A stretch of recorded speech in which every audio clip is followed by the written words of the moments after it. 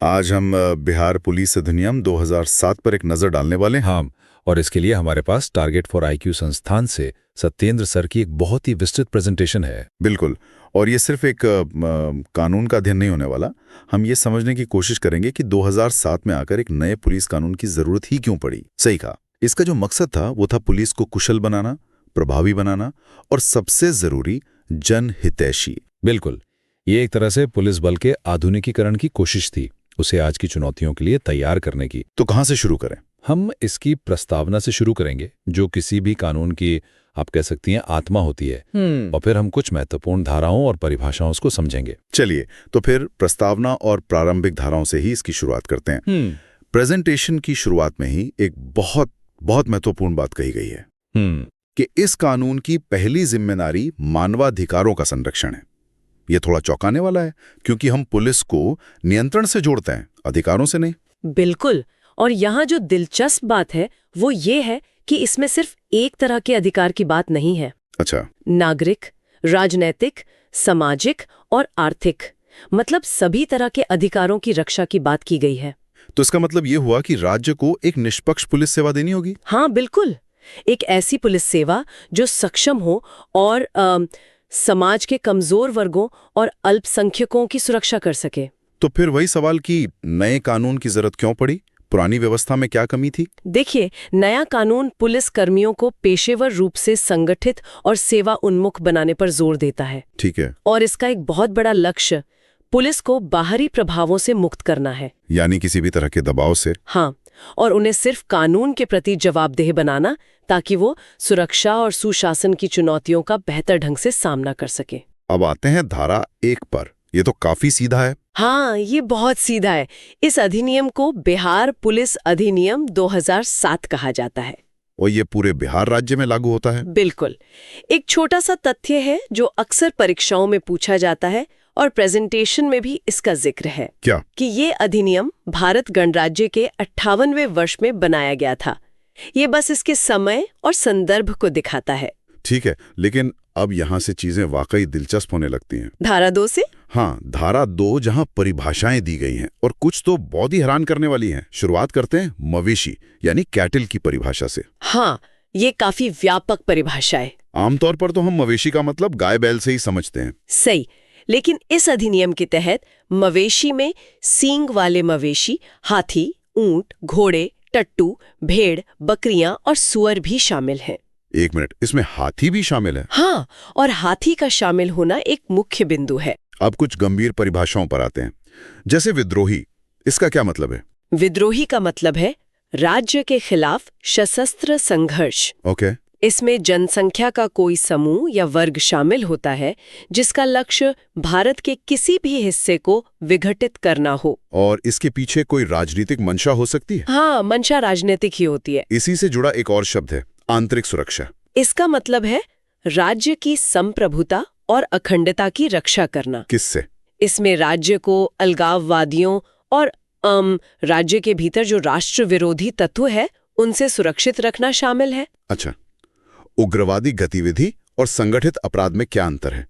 ये दोनों सुनने में तो एक जैसे लगते हैं। ये एक बहुत ही महत्वपूर्ण सवाल है। हाँ। उग्रवादी गतिविधि में किसी समूह द्वारा हिंसक गतिविधियां शामिल है, जिसमें वो विस्फोटक या आग्नेयास्त्रों का उपयोग करते हैं। ठीक है। और उनका मुख्य उद्देश्य होता है राजनीतिक लक्ष्यों को प्राप्त करना। अच्छा। और संगठित अपराध, वहीं संगठित अपराध किसी समूह या नेटवर्क द्वारा हिंसक तरीकों या धमकियों का उपयोग करके अवैध लाभ पाने के लिए किए जाते हैं। मतलब पैसा कमाना। बिल्कुल।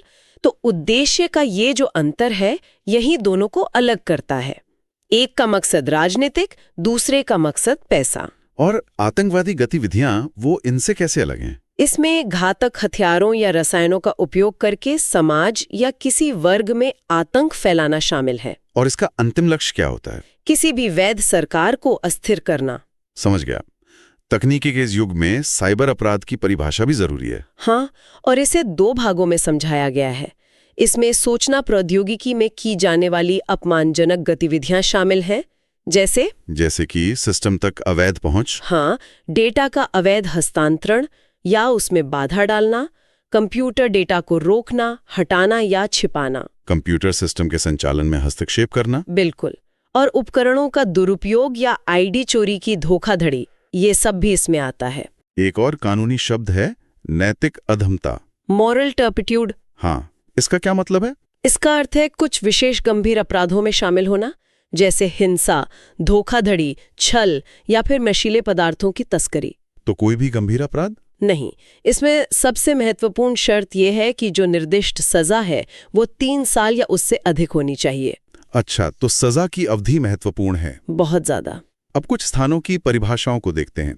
सार्वजनिक आमोद प्रमोद और सार्वजनिक स्थान। सार्वजनिक आमोद प्रमोद वे स्थान हैं जहां लोग शुल्क देकर या बिना शुल्क के प्रवेश करते हैं, जैसे पिक्चर हॉल, थिएटर। हाँ, बैंक्वेट हॉल और स्टेडियम भी। वहीं सार्वजनिक स्थान का दायरा और बड़ा है। उसमें क्या क्या आता है? उसमें कोई भी सार्वजनिक भवन, स्मारक और उनके परिसर, साथ ही पानी भरने या मनोरंजन के लिए सुलभ स्थान, ये सब शामिल हैं। प्रेजेंटेशन में एक और मुख्य अवधारणा है पुलिस जिला और राजस्व जिले के बीच का अंतर। हाँ, और ये समझना बहुत महत्वपूर्ण है कि ये दोनों एक नहीं है। मैं तो हमेशा यही समझता था। ज्यादातर लोग यही समझते हैं। जिला का सामान्य अर्थ होता है राजस्व भूमि, जिसे हम सिविल डिस्ट्रिक्ट कहते हैं। ठीक है। जबकि पुलिस जिला इस अधिनियम की धारा 7 के तहत पुलिसिंग के उद्देश्यों के लिए अधिसूचित एक अलग इकाई है। तो एक राजस्व जिले में एक से ज्यादा पुलिस जिले हो सकते हैं? बिल्कुल हो सकते हैं। संपत्ति की परिभाषा भी काफी विस्तृत है। जी, इसमें कोई भी चल या अचल संपत्ति शामिल है। लेकिन इसमें कुछ खास भी है। हाँ, विशेष रूप से इसमें बैंक खाते, किसी भी प्रकार का निवेश और मूल्यवान प्रतिभूतियां भी संपत्ति मानी जाती हैं। अंत में पुलिस के पदानुक्रम मतलब हायरार्की और शक्तियों के बारे में कुछ परिभाषाएं हैं। हाँ, पद में अधीनस्थ और पर्यवेक्षी दोनों पद शामिल हैं। अधीनस्थ पद मतलब? अधीनस्थ पद का मतलब है असिस्टेंट एसपी के पद से नीचे का पद। और पर्यवेक्षी पद? पर्यवेक्षी पद हुआ डिप्यूटी या असिस्टेंट एसपी और उससे ऊपर का। ठीक है। और अधीक्षण की शक्ति, पावर ऑफ सुपरिंटेंडेंस, इसका मतलब है जांच के कार्यकारी और प्रशासनिक मामलों में निर्देश, मार्गदर्शन और आदेश देने की शक्ति। तो ये सीनियर अधिकारियों के पास होती है। जी। एक आखिरी सवाल, अगर कोई शब्द यहाँ परिभाषित नहीं है तो उसके लिए एक स्पष्ट नियम है। क्या? जो शब्द यहाँ परिभाषित नहीं किए गए हैं उनके लिए भारतीय दंड संहिता मतलब आईपीसी और दंड प्रक्रिया संहिता मतलब सीआरपीसी की परिभाषाओं का पालन किया जाएगा। अच्छा, तो कोई कानूनी खालीपन नहीं छोड़ा गया है? बिल्कुल नहीं। तो हमने बिहार पुलिस अधिनियम 2007 की नींव और इसकी महत्वपूर्ण परिभाषाओं को समझा। ये स्पष्ट है कि ये कानून पुलिस बल को एक आधुनिक ढांचा देने के लिए बनाया गया था। सही बात है। जिसमें हर चीज, मानवाधिकारों से लेकर साइबर अपराध और पुलिस के आंतरिक पदानुक्रम तक सबको स्पष्ट रूप से परिभाषित किया गया है। इन विस्तृत परिभाषाओं का उद्देश्य ही अस्पष्टता को दूर करना था और पुलिस को एक स्पष्ट कानूनी आधार प्रदान करना है। हाँ, ये तो है। जब भूमिकाएं और अपराध स्पष्ट रूप से परिभाषित होते हैं तो एक अधिक कुशल, प्रभावी और जवाबदेह पुलिस सेवा की नींव पड़ती है। इस पूरी चर्चा के बाद एक विचार मेरे मन में आता है। बताइए। अधिनियम का एक मुख्य उद्देश्य पुलिस को जनहितैषी बनाना है। हाँ। सोचने वाली बात यह है कि ये जो कानूनी परिभाषाएं हैं, संरचनाएं हैं और शक्तियां हैं, ये जमीनी स्तर पर मतलब एक आम नागरिक और एक पुलिस अधिकारी के बीच के व्यवहार में वास्तविक रूप से कैसे बदलाव ला सकती हैं? ये एक बहुत गहरा सवाल है। कानून के अलावा और किन चीजों की जरूरत है इस लक्ष्य को हासिल करने के लिए? अब तक की समझ को आधार बनाते हुए अगले बिंदु पर आगे बढ़ते हैं। आज हम पुलिस बल की जो संगठनात्मक संरचना है उसकी गहराई में उतर रहे हैं। हमारे पास जो स्रोत हैं वो एक तरह से पुलिस महकमे का पूरा ब्लूप्रिंट है, एक कानूनी दस्तावेज जो बताता है कि ये पूरी मशीनरी कैसे काम करती है। हमारा मकसद है इस जटिल ढांचे को समझना, ये देखना कि सत्ता का केंद्र कहाँ है, फैसले कैसे लिए जाते हैं और एक आम सिपाही से लेकर राज्य के सबसे बड़े पुलिस अफसर तक की कमान कैसे तय होती है। तो चलिए सबसे बुनियादी सवाल से शुरू करते हैं। क्या पूरे राज्य की पुलिस को एक ही इकाई माना जाता है या हर जिला अपने आप में मतलब एक अलग यूनिट है? ये एक बहुत अच्छा शुरुआती सवाल है क्योंकि यहीं से पूरी संरचना की नींव रखी जाती है। कानून के मुताबिक पूरे राज्य के पुलिस बल को एक ही सेवा, एक ही संगठन माना जाता है। अच्छा। और इसका एक बहुत बड़ा व्यवहारिक मतलब है, ये एक एकीकृत राज्य कैडर बनाता है। एकीकृत राज्य कैडर? जी। सरकार किसी भी पुलिसकर्मी को राज्य के किसी भी कोने में किसी भी पद पर, चाहे वो जिला पुलिस हो, ट्रैफिक हो या कोई खुफिया शाखा, वहां तैनात कर सकती है। इससे संगठन को बहुत लचीलापन मिलता है। यानी एक सिपाही जो आज पटना में है, कल उसे किशनगंज भेजा जा सकता है। ठीक है, तो इस एकीकृत बल का मुखिया कौन होता है? जाहिर है पुलिस महानिदेशक या डीजीपी। उनकी नियुक्ति कैसे होती है? क्या ये पूरी तरह से एक राजनीतिक फैसला होता है? यहीं पर सिस्टम में कुछ बहुत महत्वपूर्ण चेक और बैलेंस डाले गए हैं। डीजीपी की नियुक्ति बेशक राज्य सरकार करती है, लेकिन वो अपनी मनमर्जी से किसी को भी नहीं चुन सकती। इसके लिए एक तय प्रक्रिया है। सबसे पहले अखिल भारतीय सेवा अधिनियम के तहत एक समिति सबसे योग्य अधिकारियों का एक पैनल तैयार करती है। ये वो सीनियर अधिकारी होते हैं जो या तो पहले से डीजीपी रैंक पर है या इस पद के लिए हर तरह से उपयुक्त है। राज्य सरकार को इसी पैनल में से किसी एक को चुनना होता है। ये तो हुई चयन की प्रक्रिया, लेकिन हम अक्सर सुनते हैं कि सरकारें बदलते ही बड़े अफसरों के तबादले हो जाते हैं। क्या डीजीपी के कार्यकाल को लेकर कोई सुरक्षा कवच है? बिल्कुल, और ये शायद इस पूरे ढांचे का सबसे महत्वपूर्ण हिस्सा है।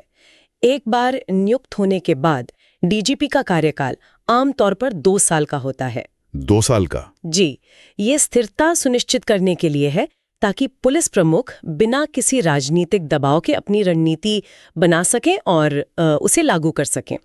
2 साल का ये निश्चित कार्यकाल उन्हें बाहरी हस्तक्षेप से बचाने में मदद करता है। ये सुनने में तो बहुत अच्छा लगता है, लेकिन क्या सरकारें इसका कोई तोड़ नहीं निकाल ली थी? हमने अक्सर सुना है कि प्रशासनिक कारणों से किसी अधिकारी को हटा दिया गया। क्या ये नियम उतना मजबूत है जितना कागज पर दिखता है? आपका सवाल बिल्कुल वाजिब है और जमीनी हकीकत की ओर इशारा करता है। हालांकि कानून इस तोड़ को मुश्किल बनाने की कोशिश करता है। सरकार डीजीपी को कार्यकाल पूरा होने से पहले मनमाने ढंग से नहीं हटा सकती। इसके लिए सिर्फ 3 ठोस आधार दिए गए हैं। अच्छा, वो क्या है? पहला, अगर उन्हें किसी आपराधिक मामले में अदालत से सजा हो जाए। दूसरा, अगर वे भ्रष्टाचार या किसी गंभीर रूप से अनैतिक काम में लिप्त पाए जाएं। और तीसरा, अगर वे शारीरिक या मानसिक रूप से अपनी ड्यूटी निभाने में अक्षम हो गए हों। प्रशासनिक कारण जैसी अस्पष्ट वजह यहाँ मान्य नहीं है। ठीक है, तो ये तो हुई हेडक्वार्टर्स की बात, जहां बड़े फैसले लिए जाते हैं। लेकिन असली पुलिसिंग तो गली मोहल्ले में होती है। चलिए, अब राजधानी से निकलकर एक आम जिले में चलते हैं और देखते हैं कि वहां सत्ता का समीकरण कैसा है। जिले में पुलिस का सबसे बड़ा अफसर होता है सुपरिटेंडेंट ऑफ पुलिस यानी एसपी, लेकिन जिले का मुखिया तो डिस्ट्रिक्ट मजिस्ट्रेट डीएम होता है। इन दोनों के बीच शक्ति का संतुलन कैसे काम करता है? ये भारत के प्रशासनिक ढांचे का एक क्लासिक उदाहरण है और अक्सर बहस का विषय भी रहता है। कानून कहता है कि जिले के पुलिस प्रशासन की कमान एसपी के हाथ में होगी, लेकिन वो डीएम के सामान्य नियंत्रण जनरल कंट्रोल में काम करेंगे। General control? आसान भाषा में कहें तो पुलिस के रोजमर्रा के काम, जांच और बल के प्रबंधन की जिम्मेदारी एसपी की है, लेकिन कानून व्यवस्था, चुनाव या किसी आपदा जैसी बड़ी स्थितियों में अंतिम नियंत्रण डीएम का होता है। तो इसका मतलब ये हुआ कि जिले का सबसे बड़ा पुलिस ऑफिसर एक तरह से एक आईएएस ऑफिसर को रिपोर्ट करता है। कैसे कभी टकराव की स्थिति नहीं बनती? असल में किसका फैसला आखिरी माना जाता है? टकराव की स्थितियां बनती हैं और कई बार बनती हैं, लेकिन कानून ये साफ करता है कि कानून व्यवस्था जैसे मामलों में समन्वय स्थापित करने की जिम्मेदारी डीएम की है। इसका उद्देश्य ये सुनिश्चित करना है कि पुलिस और सिविल प्रशासन मिलकर काम करें, खासकर संकट के समय। ये संतुलन बहुत नाजुक है और दोनों अधिकारियों के आपसी तालमेल पर बहुत कुछ निर्भर करता है। सही है। अब जिले के अंदर भी सबसे महत्वपूर्ण इकाई तो पुलिस स्टेशन यानी थाना होता है। एसएचओ का पद बहुत शक्तिशाली माना जाता है।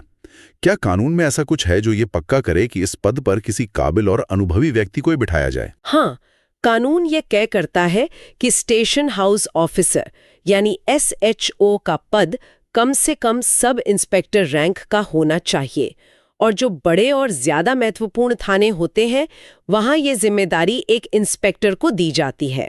इसके अलावा कानून में अब कुछ आधुनिक और जरूरी प्रावधान भी जोड़े गए हैं, जैसे हर थाने में एक महिला और बाल संरक्षण डेस्क होना अनिवार्य है और कोशिश ये होनी चाहिए कि वहां महिला पुलिसकर्मी ही तैनात हों। ये एक बहुत जरूरी कदम है। स्रोतों में मैंने SC/ST समुदायों के लिए विशेष थानों का भी जिक्र देखा। उसका क्या उद्देश्य है? उसका उद्देश्य है इन समुदायों के खिलाफ होने वाले अत्याचार के मामलों को ज्यादा संवेदनशीलता और गंभीरता से संभालना। और यहाँ जो सबसे दिलचस्प बात है वो ये कि इन विशेष थानों में दर्ज मामलों की जांच कोई आम अधिकारी नहीं कर सकता। अच्छा जी, जांच करने वाले अधिकारी का रैंक कम से कम डिप्टी सुपरिटेंडेंट ऑफ पुलिस यानी डीएसपी का होना चाहिए। ये दिखाता है कि कानून इन मामलों को कितनी ज्यादा गंभीरता देता है। अब एक ऐसे विषय पर आते हैं जो हमेशा चर्चा में रहता है, तबादले। एक एसएचओ या एसपी का बार बार तबादला उनके काम पर असर डालता है। क्या इसे रोकने के लिए कोई नियम है? ये एक बहुत बड़ी समस्या रही है जिसे ट्रांसफर पोस्टिंग उद्योग भी कहा जाता है। इसे रोकने के लिए कानून में एक बहुत ही स्पष्ट नियम है। किसी भी जिले में एसपी और किसी भी थाने में एसएचओ का कार्यकाल कम से कम 2 साल का होगा। कम से कम 2 साल? जी, इसका सीधा मकसद राजनीतिक कारणों से होने वाले तबादलों पर रोक लगाना है ताकि अधिकारी बिना किसी डर या पक्षपात के काम कर सकें। लेकिन इसके भी अपवाद तो होंगे। हाँ, अपवाद हमेशा होते हैं, लेकिन वो भी साफ तौर पर बताए गए हैं। जैसे अगर अधिकारी का प्रमोशन हो जाए या उसे किसी मामले में सजा हो जाए या फिर किसी बहुत ही गंभीर प्रशासनिक आवश्यकता के चलते तबादला जरूरी हो। लेकिन इस 2 साल के नियम ने निश्चित रूप से कुछ हद तक स्थिरता लाने में मदद की है। और जिले के अंदर या बाहर के तबादलों का क्या? जिले के भीतर इंस्पेक्टर से लेके कांस्टेबल तक की पोस्टिंग का फैसला एसपी करते हैं, लेकिन जिले के बाहर के तबादलों के लिए एक समिति आधारित प्रणाली है ताकि कोई एक व्यक्ति मनमाने फैसले ना ले सके। ठीक है, ये तो हुई सामान्य पुलिसिंग की बात। लेकिन पुलिस के कुछ विशेष विभाग भी तो होते हैं, जैसे रेलवे पुलिस या सीआईडी। वो इस ढांचे में कहाँ फिट होते हैं? ये विशेष इकाइयां हैं जो सामान्य जिला पुलिस के समानांतर काम करती हैं। जैसे सरकार रेलवे की सुरक्षा के लिए विशेष पुलिस जिले बनाती है, जिसे हम जीआरपी यानी गवर्नमेंट रेलवे पुलिस के नाम से जानते हैं। अच्छा। इनका काम सिर्फ रेलवे परिसर और ट्रेनों से संबंधित अपराधों को देखना होता है। और सीआईडी और इंटेलिजेंस विंग, फिल्मों में तो इन्हें बहुत ग्लैमरस दिखाया जाता है। हाँ, असल जिंदगी में भी इनका काम बहुत महत्वपूर्ण होता है। राज्य का खुफिया विभाग यानी इंटेलिजेंस विंग अंदरूनी सुरक्षा से जुड़ी अहम जानकारियों को इकट्ठा और विश्लेषण करता है। वहीं अपराध जांच विभाग यानी सीआईडी उन गंभीर और जटिल अपराधों की जांच करती है जो एक से ज्यादा जिलों या राज्यों से जुड़े होते हैं। ये सीधे पुलिस मुख्यालय को रिपोर्ट करते हैं। आज के दौर में तकनीक और फोरेंसिक विज्ञान के बिना तो पुलिसिंग की कल्पना भी नहीं की जा सकती। क्या कानून में इसके लिए कोई जगह है? बिल्कुल। कानून ये अनिवार्य करता है कि सरकार पुलिस की मदद के लिए एक तकनीकी एजेंसी बनाएगी। इसके तहत राज्य और क्षेत्रीय स्तर पर फोरेंसिक विज्ञान प्रयोगशालाएं यानी फोरेंसिक साइंस लैबोरेटरीज स्थापित की जाती हैं। मकसद साफ है, जांच को ज्यादा वैज्ञानिक और सबूत आधारित बनाना। ठीक है, तो हमने संरचना समझी, नियम समझे, लेकिन एक आम नागरिक पुलिस अधिकारी बनता कैसे है? भर्ती के बाद क्या होता है? भर्ती के बाद कोई भी सीधे ड्यूटी पर नहीं जा सकता। कानून ये अनिवार्य करता है कि हर पुलिसकर्मी को उचित प्रशिक्षण मिले। इसके लिए एक राज्य पुलिस अकेडमी और दूसरे प्रशिक्षण संस्थान स्थापित किए जाते हैं। प्रशिक्षण पूरा करने के बाद और अपनी ड्यूटी शुरू करने से पहले हर सदस्य को संविधान के प्रति निष्ठा की शपथ लेनी होती है। एक औपचारिक प्रक्रिया। जी, औपचारिक लेकिन बहुत महत्वपूर्ण। अब एक बहुत ही अनोखे प्रावधान पर आते हैं। मैंने स्रोतों में पढ़ा कि आम नागरिक भी विशेष पुलिस अधिकारी बन सकते हैं और कोई व्यक्ति पैसे देकर अपने लिए अतिरिक्त पुलिस बल भी तैनात करवा सकता है। ये क्या है? हाँ, ये एक बहुत ही दिलचस्प और कम ज्ञात पहलू है। पहला है विशेष पुलिस अधिकारी यानी एसपीओ का कॉन्सेप्ट। अगर किसी इलाके में अशांति या आपात स्थिति है तो डीएम स्थानीय निवासियों में से स्वस्थ और इच्छुक लोगों को अस्थायी तौर पर एसपीओ नियुक्त कर सकता है। इस दौरान उन्हें पुलिस के जैसे ही कुछ अधिकार मिलते हैं। और ये पैसे देकर पुलिस तैनात करवाने वाली बात? एक मिनट, क्या इसका मतलब यह है कि अगर मेरे पास पैसे हैं तो मैं अपने लिए एक प्राइवेट पुलिस फोर्स तैनात करवा सकता हूं? ये तो अमीरों के लिए एक निजी सेना जैसा लगता है। नहीं, ये निजी सेना नहीं है, लेकिन आपका सवाल सही जगह पर है। कानून कहता है कि अगर कोई व्यक्ति चाहे किसी कार्यक्रम के लिए या अपनी सुरक्षा के लिए अतिरिक्त पुलिस बल की मांग करता है तो सरकार उसे तैनात कर सकती है। लेकिन शर्त यह है कि उस बल की तैनाती का पूरा खर्च, वेतन से लेकर हर चीज उस व्यक्ति को ही उठाना होगा। इसी तरह अगर किसी बड़ी फैक्ट्री या रेलवे निर्माण स्थल पर मजदूरों के व्यवहार के कारण कानून व्यवस्था बिगड़ने का खतरा हो, तो वहां भी उस कंपनी के खर्चे पर अतिरिक्त पुलिस बल तैनात किया जा सकता है। तो आज की इस चर्चा से यह तस्वीर साफ होती है कि पुलिस बल का ढांचा बहुत सोच समझकर बनाया गया है। डीजीपी की नियुक्ति और कार्यकाल में स्थिरता से लेकर एसपी और डीएम के बीच शक्तियों के संतुलन तक हर स्तर पर नियंत्रण और संतुलन रखने की कोशिश की गई है। तबादलों में मनमानी रोकने के नियम हैं और आधुनिक जरूरतों के लिए विशेष इकाइयों का भी प्रावधान है। बिल्कुल, कागज पर ये एक बहुत ही मजबूत और जवाबदेह प्रणाली दिखती है। इसका उद्देश्य पुलिस को कुशल बनाने के साथ साथ उसे निरंकुश होने से रोकना भी है। लेकिन यहाँ सोचने वाली बात यह है, और शायद सबसे महत्वपूर्ण सवाल भी यही है, कि कानून की किताबों में लिखी ये आदर्श संरचना जमीनी हकीकत में कितनी उतर पाती है, इन नियमों का पालन कितनी ईमानदारी से होता है, और जब नहीं होता तो इसके क्या नतीजे होते हैं। कागज और जमीन के बीच का ये फासला ही असल में पूरी कहानी कहता है। अब तक की समझ को आधार बनाते हुए अगले बिंदु पर आगे बढ़ते हैं। जी, आज हम बिहार पुलिस अधिनियम के एक बहुत ही महत्वपूर्ण हिस्से पर एक गहरी नजर डालेंगे, अध्याय 3, जिसका शीर्षक है अधीक्षण और प्रशासन। और ये सिर्फ एक कानूनी अध्याय नहीं है, देखा जाए तो ये असल में पुलिस की पूरी व्यवस्था का एक तरह से ब्लूप्रिंट है। ब्लूप्रिंट? हाँ, मतलब ये हमें बताता है कि इतनी बड़ी फोर्स को चलाने वाली मशीनरी काम कैसे करती है, उसे कौन कंट्रोल करता है और उसकी जवाबदेही कैसे तय होती है। बिल्कुल।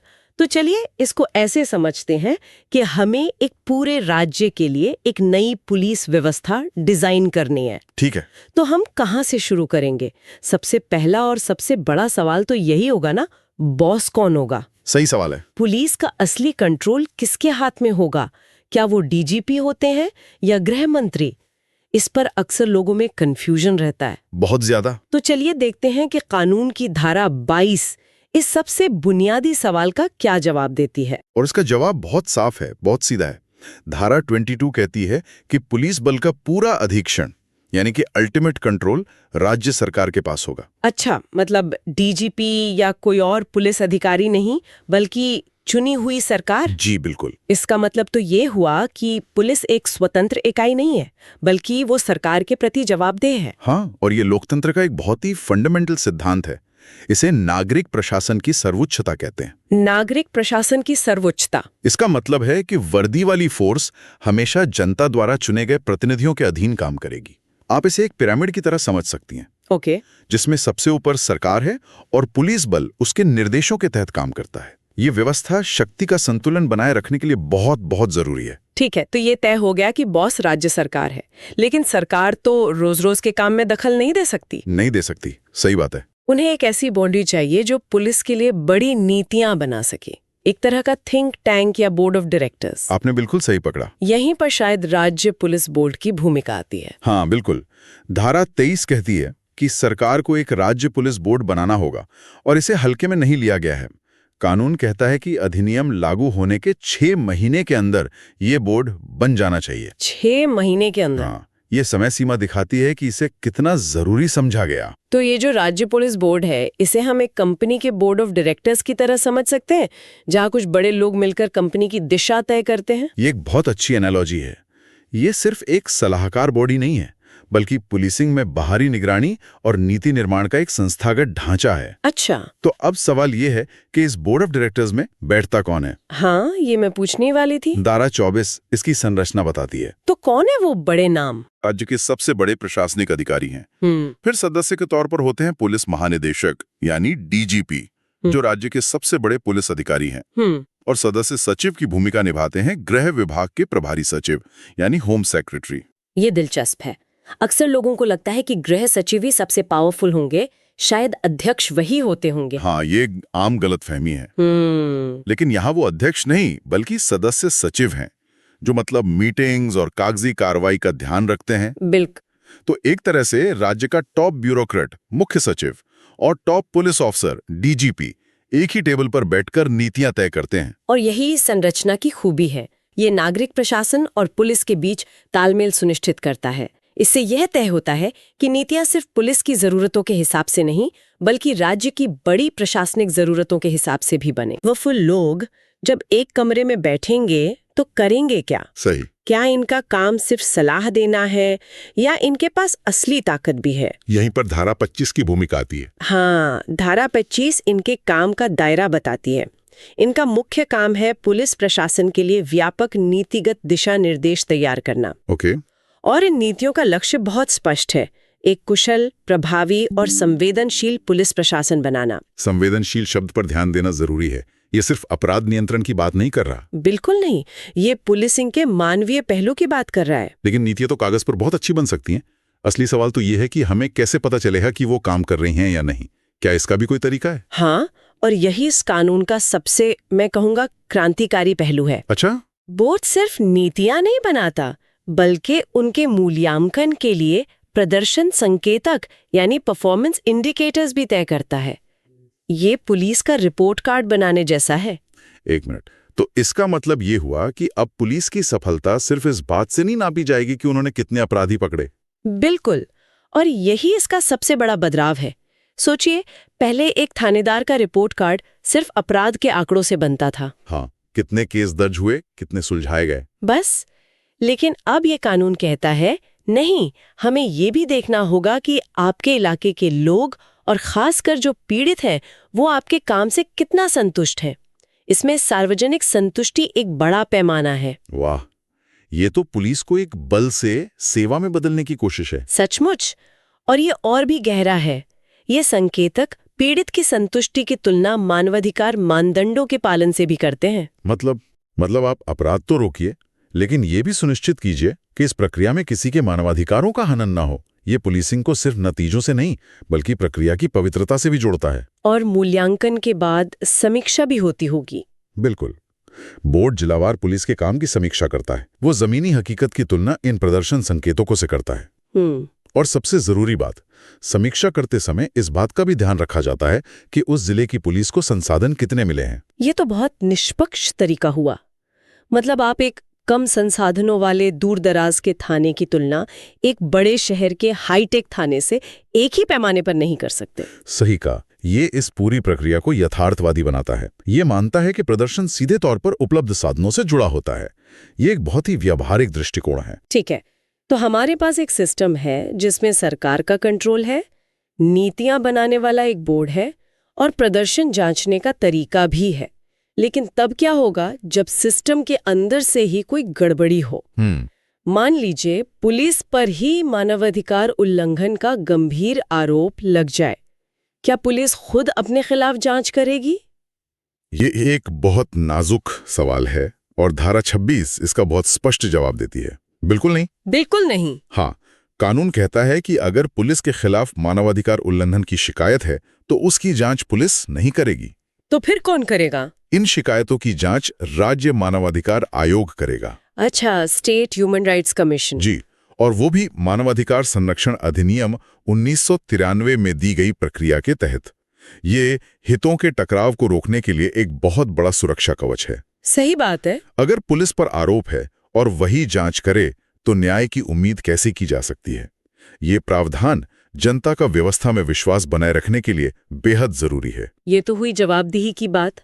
अब आते हैं पुलिस की कमांड पर। हमने बोर्ड और सरकार की बात तो कर ली, लेकिन जमीन पर पूरी फोर्स को कमांड कौन करता है? दिन प्रतिदिन के ऑपरेशन का प्रमुख कौन है? वो है पुलिस महानिदेशक यानी डीजीपी। डीजीपी। धारा 27 उन्हें राज्य पुलिस का प्रमुख घोषित करती है। उनका काम है सरकार और बोर्ड द्वारा बनाई गई नीतियों और योजनाओं को जमीन पर लागू करना। वो नीति और अमल के बीच का पुल है। मतलब वो एक तरह से फोर्स के सीईओ हुए। हाँ, कह सकते हैं। लेकिन धारा 28 उन्हें एक बहुत ही अनोखी शक्ति देती है। उसमें लिखा है कि डीजीपी को मजिस्ट्रेट की शक्तियां दी गई हैं। जी। एक मिनट, डीजीपी को मजिस्ट्रेट की शक्तियां? इसका मतलब क्या वो किसी को जेल भी भेज सकते हैं? ये तो पुलिस और न्यायपालिका के बीच की लाइन को धुंधला नहीं करता? ये एक बहुत वाजिब सवाल है। नहीं, वो पूरी तरह से जज की तरह काम नहीं कर सकते। ये शक्तियां सीमित होती हैं और सरकार द्वारा इनकी सीमा तय की जाती है। अच्छा। इनका इस्तेमाल ज्यादातर कानून व्यवस्था की आपातकालीन स्थितियों के लिए होता है, जहां तत्काल प्रशासनिक आदेशों की जरूरत पड़ती है, जैसे कहीं कर्फ्यू लगाना हो या कोई विशेष प्रतिबंध लागू करना हो। ये उन्हें तुरंत कार्रवाई करने की क्षमता देता है, लेकिन ये न्यायिक शक्तियों का पूर्ण विकल्प नहीं है। समझ गए, ये एक ऑपरेशनल जरूरत है। अब अगर डीजीपी फोर्स के हेड हैं तो उनके नीचे काम करने वाले अधिकारियों के लिए भी कुछ नियम कायदे होंगे। जाहिर है। मतलब अगर कोई अधिकारी अच्छा काम नहीं करता या अनुशासन तोड़ता है तो क्या होता है? इसके लिए धारा 29 में अनुशासनात्मक कार्रवाई का प्रावधान है। वरिष्ठ अधिकारी अपने अधीन काम करने वालों को दंड दे सकते हैं। इसमें बड़े दंड भी हैं और छोटे भी। बड़े दंड मतलब नौकरी से निकालना? हाँ, बड़े दंडों में बर्खास्त करना, निलंबित करना या रैंक कम करना शामिल है। लेकिन ये मनमाने ढंग से नहीं हो सकता। ये कार्रवाई संविधान के अनुच्छेद 311 के अधीन है। ओके। जो सरकारी कर्मचारियों को मनमानी कार्रवाई के खिलाफ सुरक्षा देता है। मतलब अधिकारी को भी अपना पक्ष रखने का पूरा मौका मिलता है। और छोटे दंड क्या है? छोटे दंडों की भी एक सूची दी गई है, जैसे 1 महीने के वेतन तक का जुर्माना, 15 दिनों तक अतिरिक्त ड्रिल या गार्ड ड्यूटी। अरे 15 दिन की अतिरिक्त ड्रिल? हाँ, ये तो सुनने में किसी स्कूल की सजा जैसा लगता है कि एक इंस्पेक्टर रैंक के अधिकारी को भी मैदान में एक्स्ट्रा परेड करनी पड़ सकती है। हाँ, कुछ हद तक वैसा ही है। इसके अलावा क्वार्टर में कैद, अच्छे व्यवहार का वेतन रोकना या किसी विशेष पद से हटाना जैसे दंड भी शामिल हैं। इनका मकसद अधिकारियों को उनके कर्तव्यों के प्रति सतर्क और जिम्मेदार बनाए रखना है। और इस अध्याय की आखिरी धारा 30 एक ऐसे विषय पर है जिस पर हमेशा सबसे ज्यादा बहस होती है, ट्रांसफर और पोस्टिंग। बिल्कुल, ये सबसे चर्चित विषय है। तो इसके बारे में क्या कहता है कानून? ये धारा एक बहुत ही महत्वपूर्ण नियम बनाती है।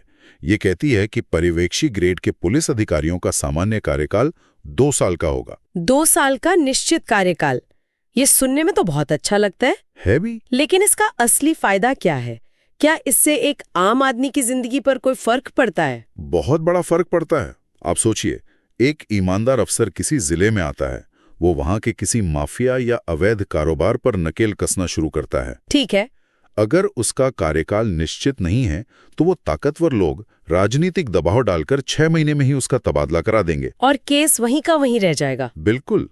2 साल का कार्यकाल उस अफसर को इस तरह के दबाव से बचाता है और उसे बड़े मामलों को अंजाम तक पहुंचाने का समय और आत्मविश्वास देता है। मतलब ये अधिकारियों को स्थिरता देता है ताकि वो बिना किसी डर के काम कर सकें। जी। लेकिन क्या इसका मतलब ये है कि 2 साल से पहले ट्रांसफर हो ही नहीं सकता?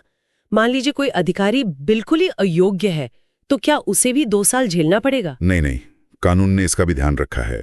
कुछ विशेष परिस्थितियों में समय से पहले स्थानांतरण हो सकता है। जैसे कि?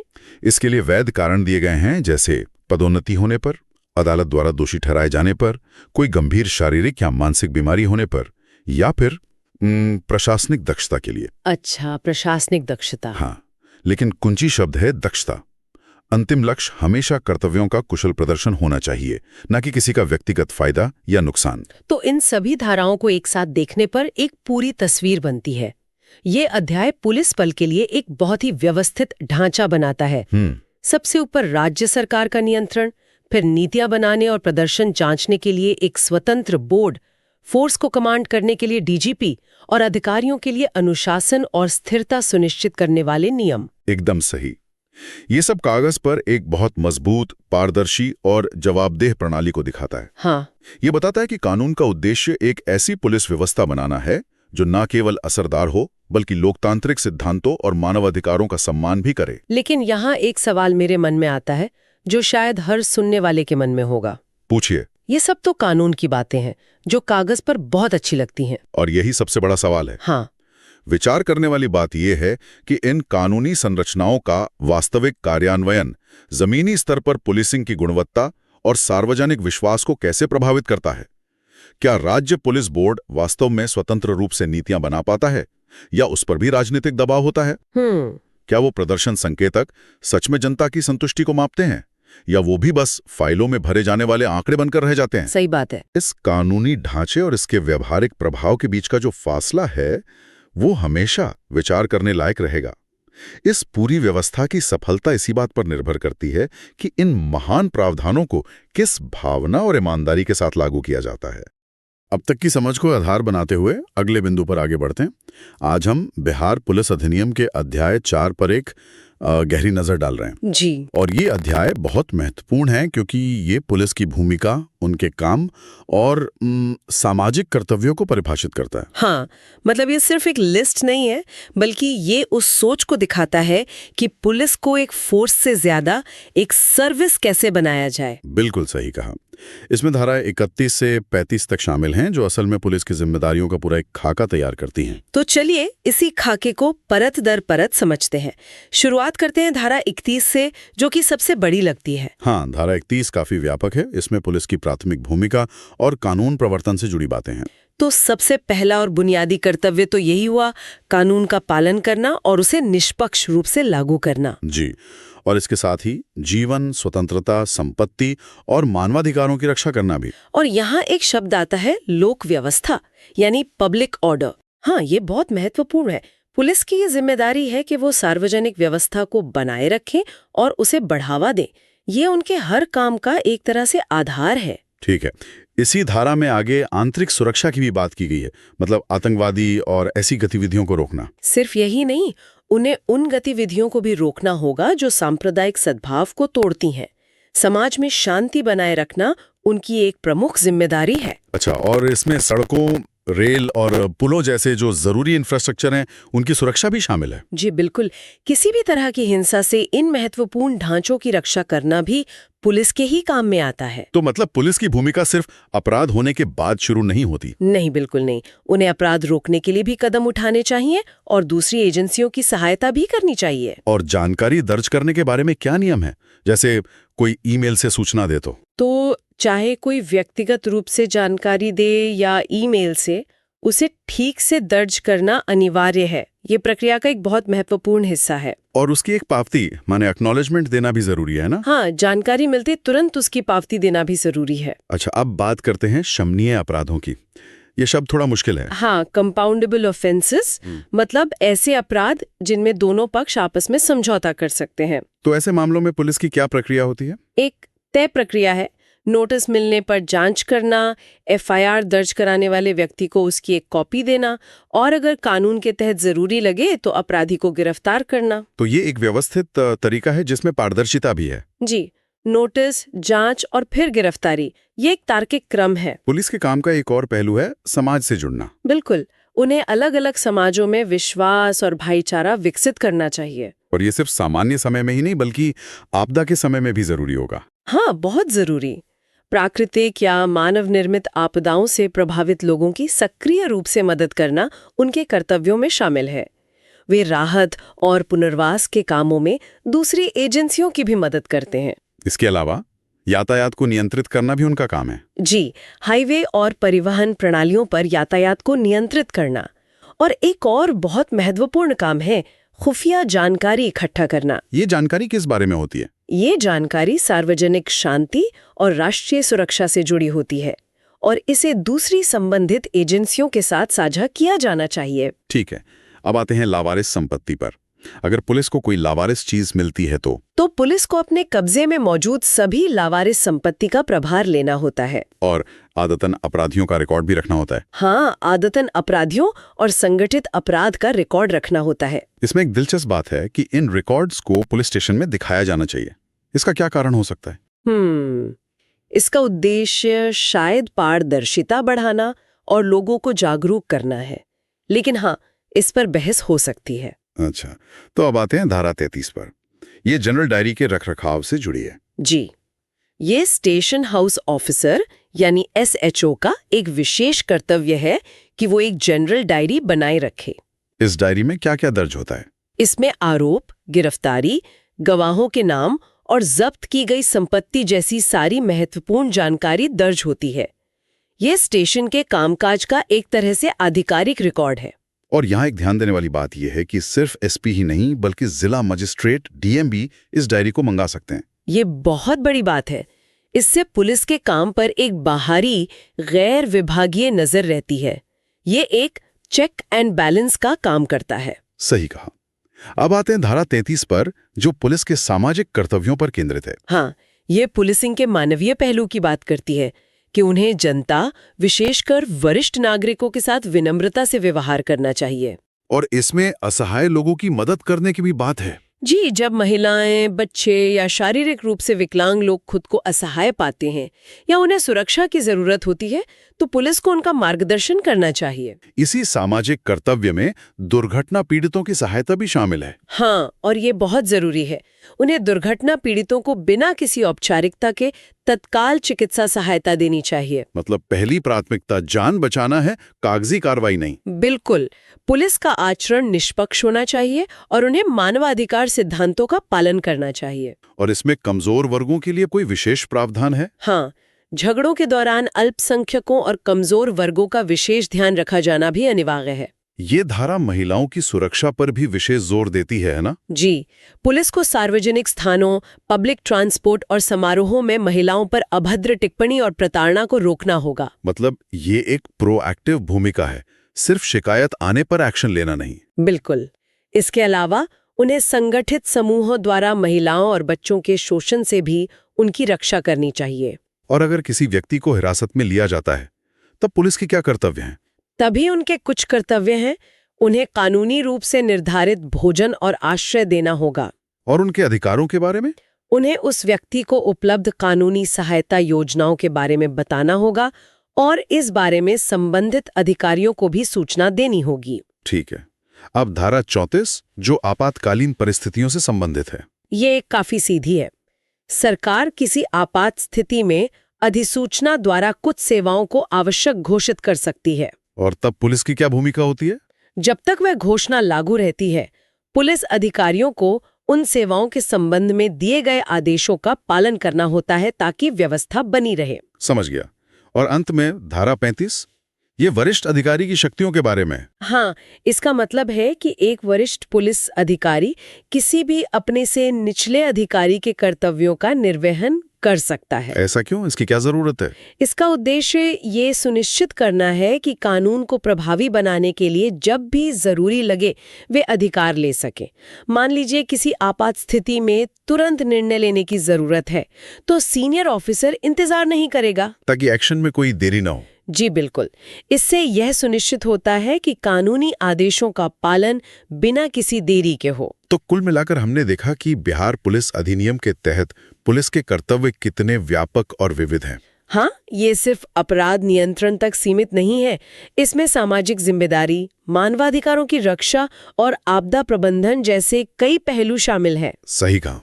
कर्तव्यों का ये विस्तृत ढांचा एक ऐसी पुलिस सेवा बनाने के लिए डिजाइन किया गया है जो न केवल राज्य का एक साधन हो, बल्कि जनता के प्रति जवाबदेह और कानून के शासन से बंधी हो। हमने पुलिस के कई कर्तव्यों के बारे में जाना जो कानून में लिखे हैं।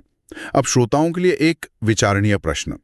इन लिखित कर्तव्यों और जमीनी हकीकत के बीच के अंतर को पाटने के लिए पुलिस और समाज दोनों को क्या कदम उठाने चाहिए? अब तक की समझ को आधार बनाते हुए अगले बिंदु पर आगे बढ़ते हैं। हम अक्सर सुनते हैं कि पुलिस जांच में कमी रह गई और अपराधी छूट गया। कभी सबूतों की कमी तो कभी केस ठीक से पेश ना हो पाना। लेकिन क्या हो अगर जांच के काम को ही पूरी तरह से बदल दिया जाए? बिहार पुलिस अधिनियम का अध्याय 5 ठीक यही करने की एक बहुत ही दिलचस्प कोशिश करता है। आज हम इसी के गहराई में उतरेंगे और समझेंगे कि ये त्रिस्तरीय संरचना क्या है और क्या यह वाकई जांच की गुणवत्ता को बदल सकती है। बिल्कुल सही। इस अध्याय का जो मूल विचार है वो अपने आप में बहुत क्रांतिकारी है। वो ये है कि जांच के काम को रोजमर्रा की लॉ एंड ऑर्डर ड्यूटी से पूरी तरह अलग कर दिया जाए। मतलब जो पुलिस वाले ट्रैफिक संभाल रहे हैं या गश्त लगा रहे हैं, वो गंभीर अपराधों की जांच नहीं करेंगे। नहीं, इसके लिए एक समर्पित टीम होगी जिसे खास ट्रेनिंग दी जाएगी और मकसद सिर्फ एक है, जांच की क्वालिटी को बढ़ाना और अपराधियों को सजा दिलाने की दर को बेहतर करना। तो ये बदलाव जमीनी स्तर यानी पुलिस स्टेशन से ही शुरू होता है। वहां पर क्या व्यवस्था की गई है? स्रोतों में एक विशेष अपराध अनुसंधान इकाई या SIU का जिक्र है। ये आम पुलिस वालों से कैसे अलग है? SIU यानी स्पेशल इन्वेस्टिगेशन यूनिट इस पूरी संरचना की कह सकते हैं नींव है।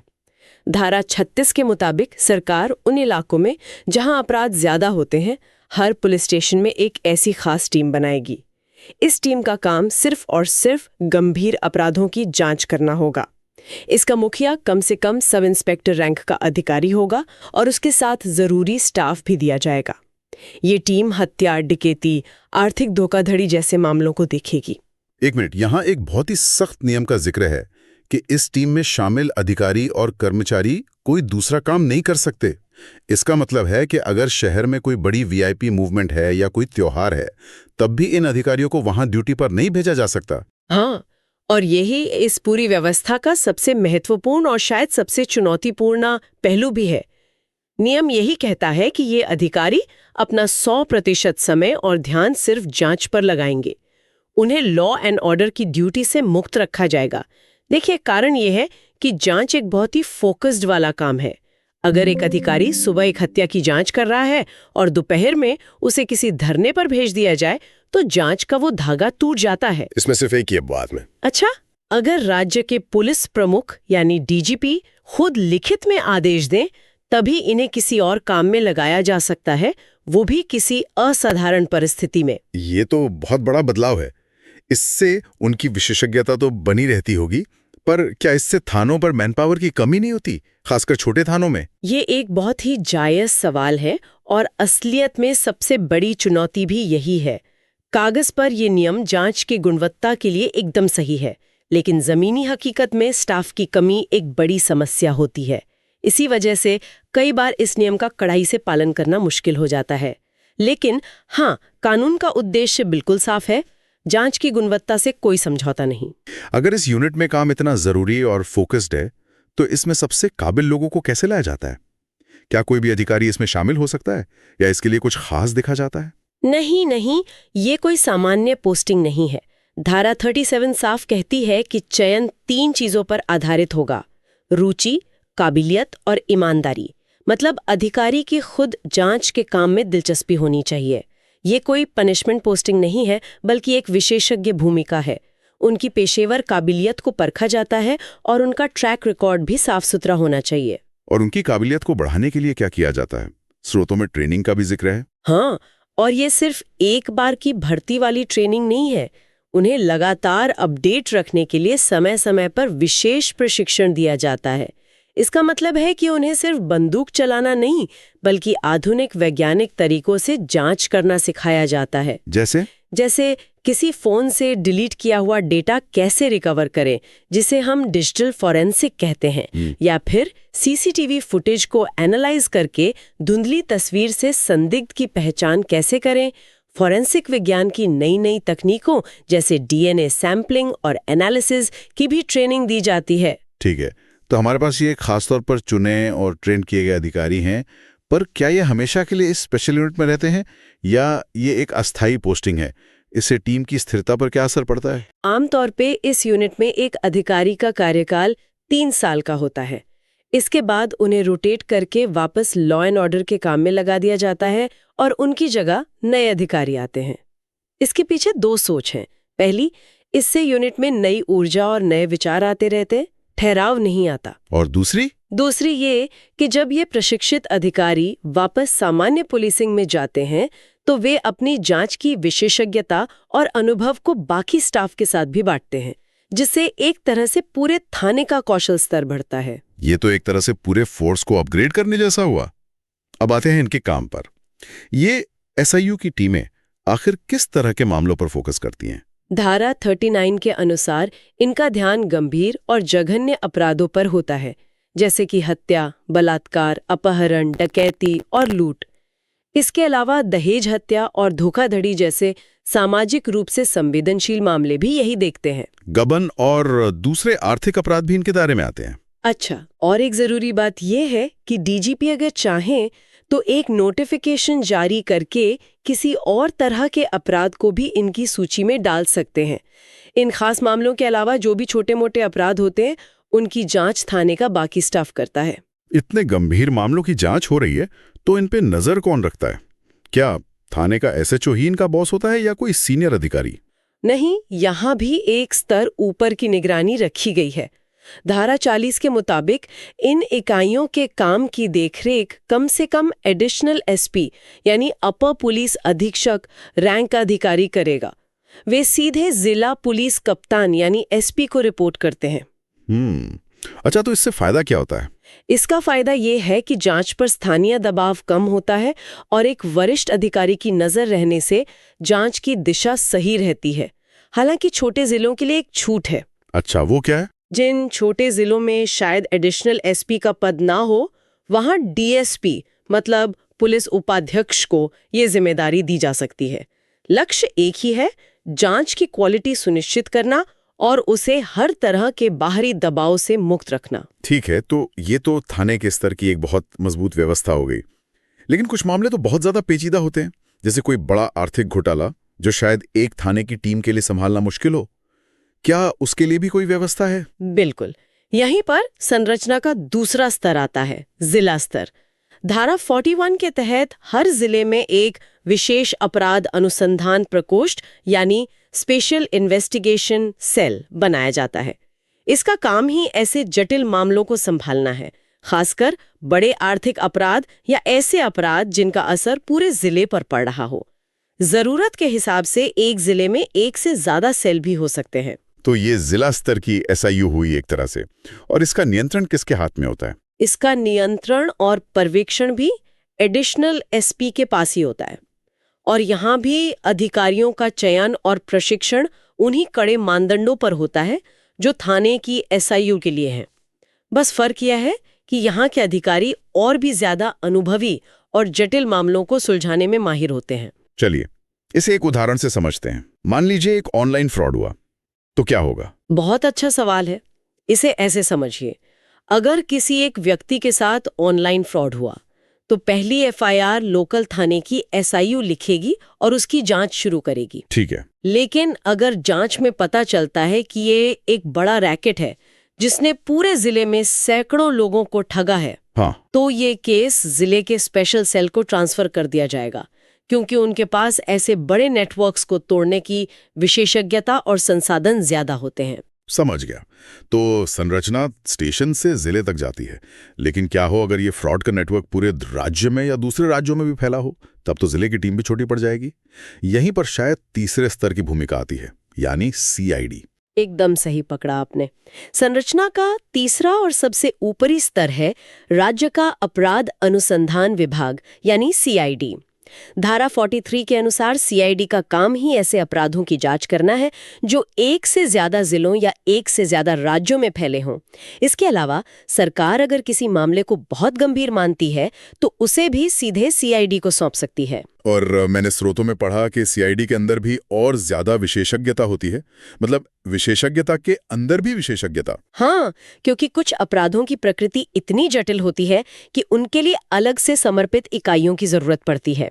धारा 44 के तहत सीआईडी के भीतर खास यूनिट्स बनाई जाती हैं, जैसे साइबर अपराध के लिए एक अलग सेल होगा जो उन ऑनलाइन फ्रॉड की जांच करेगा जिनका नेटवर्क पूरे देश में फैला है। अच्छा। संगठित अपराध जैसे माफिया गिरोहों के लिए एक अलग यूनिट होगी। इसी तरह जटिल हत्या के मामलों के लिए एक विशेष मानववध इकाई भी हो सकती है। तो सीआईडी में अधिकारियों का चयन कैसे होता है? क्या यहाँ भी 3 साल का कार्यकाल होता है? चयन के मानदंड और भी सख्त हो जाते हैं। धारा 45 के अनुसार यहाँ सिर्फ रुचि और काबिलियत ही नहीं बल्कि अनुभव और गंभीरता पर बहुत ज्यादा जोर दिया जाता है। सीआईडी में उन्हीं अधिकारियों को लिया जाता है जिन्होंने जिला स्तर पर जटिल मामलों को सुलझाने में अपनी काबिलियत साबित की हो। जहां तक कार्यकाल की बात है, धारा 46 में कहा गया है कि ये सामान्यतः 3 साल का ही होता है, लेकिन यहाँ स्थिरता पर बहुत ज्यादा जोर है। स्थिरता से क्या मतलब है? इसका मतलब ये है कि अगर कोई अधिकारी किसी बहुत पेचीदा केस पर काम कर रहा है जो सालों तक चल सकता है, जैसे कोई सीरियल किलिंग का मामला या कोई बड़ा आतंकी नेटवर्क, तो उसे बीच में सिर्फ इसलिए नहीं हटाया जाएगा कि उसके 3 साल पूरे हो गए हैं। ऐसा करने से पूरी जांच पटरी से उतर सकती है। इसलिए जब तक कोई बहुत जरूरी कारण ना हो, ऐसे अधिकारियों को केस सुलझने तक अपनी पोस्ट पर बनाए रखा जाता है। ये पूरी संरचना वाकई बहुत व्यापक है, लेकिन पुलिस का काम सिर्फ अपराधी को पकड़ना नहीं है, बल्कि अदालत में उसके खिलाफ केस को साबित करना भी है। क्या इसके लिए भी कोई मदद का प्रावधान है? ये एक बहुत ही जरूरी सवाल है और इस कानून का एक बहुत मजबूत पहलू भी है। धारा 47 कानूनी सहायता के बारे में है। ये मानती है कि एक पुलिस अधिकारी जांच में माहिर हो सकता है, लेकिन वो कानून का विशेषज्ञ या वकील नहीं होता। इसलिए जांच अधिकारी की मदद के लिए कानूनी सलाहकारों और अपराध विश्लेषकों की टीम होती है। अच्छा, तो उनका क्या काम होता है? उनका काम होता है जांच के हर कदम पर कानूनी सलाह देना, जैसे सबूत कैसे इकट्ठा करें कि वो अदालत में मान्य हो, गवाहों के बयान कैसे दर्ज करें कि वे बाद में मुकर न जाएं, और चार्जशीट को इतना मजबूत कैसे बनाया जाए कि केस टिक सके। वे एक तरह से जांच और अभियोजन के बीच के पुल का काम करते हैं, ताकि पुलिस की मेहनत अदालत में जाकर बेकार ना हो जाए। तो अगर हम पूरे अध्याय V का सार देखें तो ये एक तरह से विशेषज्ञता का पिरामिड है। बिल्कुल, इसे आप 3 स्तरों में देख सकती हैं। देख सकते हैं। पहला, बुनियादी स्तर पर हर पुलिस स्टेशन में SIO जो रोजमर्रा के गंभीर अपराधों को देखती है। ठीक है। दूसरा, मध्य स्तर पर जिले का स्पेशल सेल जो ज्यादा जटिल और व्यापक मामलों को संभालता है। और तीसरा, शीर्ष स्तर पर राज्य की CID जो अंतर्राज्यीय और सबसे गंभीर अपराधों की जांच के लिए है और जिसके अंदर भी सुपर स्पेशलिस्ट टीमें हैं। ये एक स्पष्ट व्यवस्था है जो स्थानीय स्तर से शुरू होकर राज्य तक जाती है और हर स्तर पर विशेषज्ञता और संसाधनों को बढ़ाती है।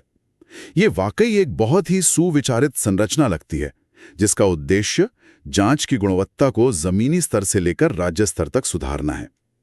कागज पर तो ये व्यवस्था शानदार दिखती है। हाँ, ये पूरी संरचना जांच में विशेषज्ञता और वैज्ञानिक तरीकों को लाने के लिए ही डिजाइन की गई है। यहाँ विचार करने योग्य एक दिलचस्प सवाल ये उठता है कि जांच को कानून और व्यवस्था से इस तरह औपचारिक रूप से अलग करना इन विभिन्न स्तरों पर पुलिस बल के साथ जनता की धारणा और बातचीत को संभावित रूप से कैसे बदल सकता है। क्या लोग इन विशेषज्ञ इकाइयों पर ज्यादा भरोसा करेंगे? ये एक सोचने वाली बात है। अब तक की समझ को आधार बनाते हुए अगले बिंदु पर आगे बढ़ते हैं। आज हम बिहार पुलिस अधिनियम के एक ऐसे अध्याय पर बात करने वाले हैं जो मेरे हिसाब से पूरे अधिनियम की आत्मा है। आत्मा, ये एक बहुत दिलचस्प शब्द है। आप ऐसा क्यों कह रहे हैं? क्योंकि ये अध्याय पुलिस बल के क्या और कैसे से ज्यादा उसके क्यों और भविष्य पर बात करता है। अच्छा। हम बात कर रहे हैं अध्याय 6 की। ये पूरी तरह से प्रशिक्षण, अनुसंधान और विकास पर केंद्रित है, मतलब ट्रेनिंग, रिसर्च और डेवलपमेंट। और आज हम इसकी धारा 48 से 53 तक के प्रावधानों को समझने की कोशिश करेंगे। और ये समझना इसलिए जरूरी है क्योंकि ये अध्याय सिर्फ नियमों की एक सूची नहीं है। अगर हम इसे ध्यान से देखें तो ये एक आधुनिक पुलिस बल बनाने की रेसिपी की तरह है, एक रोड मैप है। रेसिपी? हाँ, जो बताता है कि कैसे पुलिस को सिर्फ आज के अपराधियों से नहीं बल्कि कल की चुनौतियों से निपटने के लिए भी तैयार किया जाए। मुझे शब्द पसंद आया, रेसिपी। तो चलिए इस रेसिपी की पहली और सबसे जरूरी सामग्री से शुरू करते हैं। बिल्कुल। धारा 48 जो प्रशिक्षण नीति यानी ट्रेनिंग पॉलिसी की बात करती है, ये सरकार के लिए एक नीति बनाना अनिवार्य करती है। हाँ, और ये कोई साधारण नीति नहीं है। कानून कहता है कि ये नीति वर्तमान और भविष्य की पुलिसिंग की जरूरतों पर आधारित होनी चाहिए। भविष्य की भी? जी। इसका मकसद सिर्फ लाठी चलाना या बंदूक चलाना सिखाना नहीं है। इसका असली लक्ष्य है पुलिस कर्मियों में पेशेवर कौशल के साथ साथ सही दृष्टिकोण विकसित करना। दृष्टिकोण यानी एटीट्यूड, ये शब्द यहाँ बहुत अहमियत रखता है। इसका मतलब क्या है? इसका मतलब है कि एक पुलिसकर्मी को सिर्फ एक कानून लागू करने वाली मशीन नहीं बनना है। धारा 48 के उद्देश्यों में साफ लिखा है कि प्रशिक्षण का एक बड़ा हिस्सा संवैधानिक और नैतिक मूल्यों को बढ़ावा देना होना चाहिए। अच्छा। मतलब एक सिपाही को यह समझना होगा कि उसकी शक्ति संविधान से आती है, उसे नागरिकों के अधिकारों का सम्मान करना है, संवेदनशील होना है। ये सिर्फ शारीरिक तैयारी नहीं बल्कि मानसिक और नैतिक तैयारी है। तो ये तो एक बहुत बड़ा बदलाव है। ये पुलिसिंग को एक नौकरी से ज्यादा एक जिम्मेदारी की तरह देख रहा है। सही बात है। लेकिन एक सवाल है, हमारे पास कागज पर एक बेहतरीन ट्रेनिंग पॉलिसी है, पर हम हजारों पुलिसकर्मियों को इसे गंभीरता से लेने के लिए कैसे प्रेरित करेंगे? अक्सर ऐसी ट्रेनिंग को लोग सिर्फ एक छुट्टी की तरह देखते हैं। आपने बिल्कुल सही नब्ज पकड़ी है और यहीं पर इस रेसिपी का असली जादू सामने आता है। कहां पर? धारा 49 में। ये धारा प्रशिक्षण को सीधे तौर पर करियर की तरक्की से जोड़ देती है। एक मिनट, इसका मतलब तो ये हुआ कि अगर कोई पुलिसकर्मी ट्रेनिंग में अच्छा प्रदर्शन नहीं करता तो उसका प्रमोशन रुक सकता है? बिल्कुल।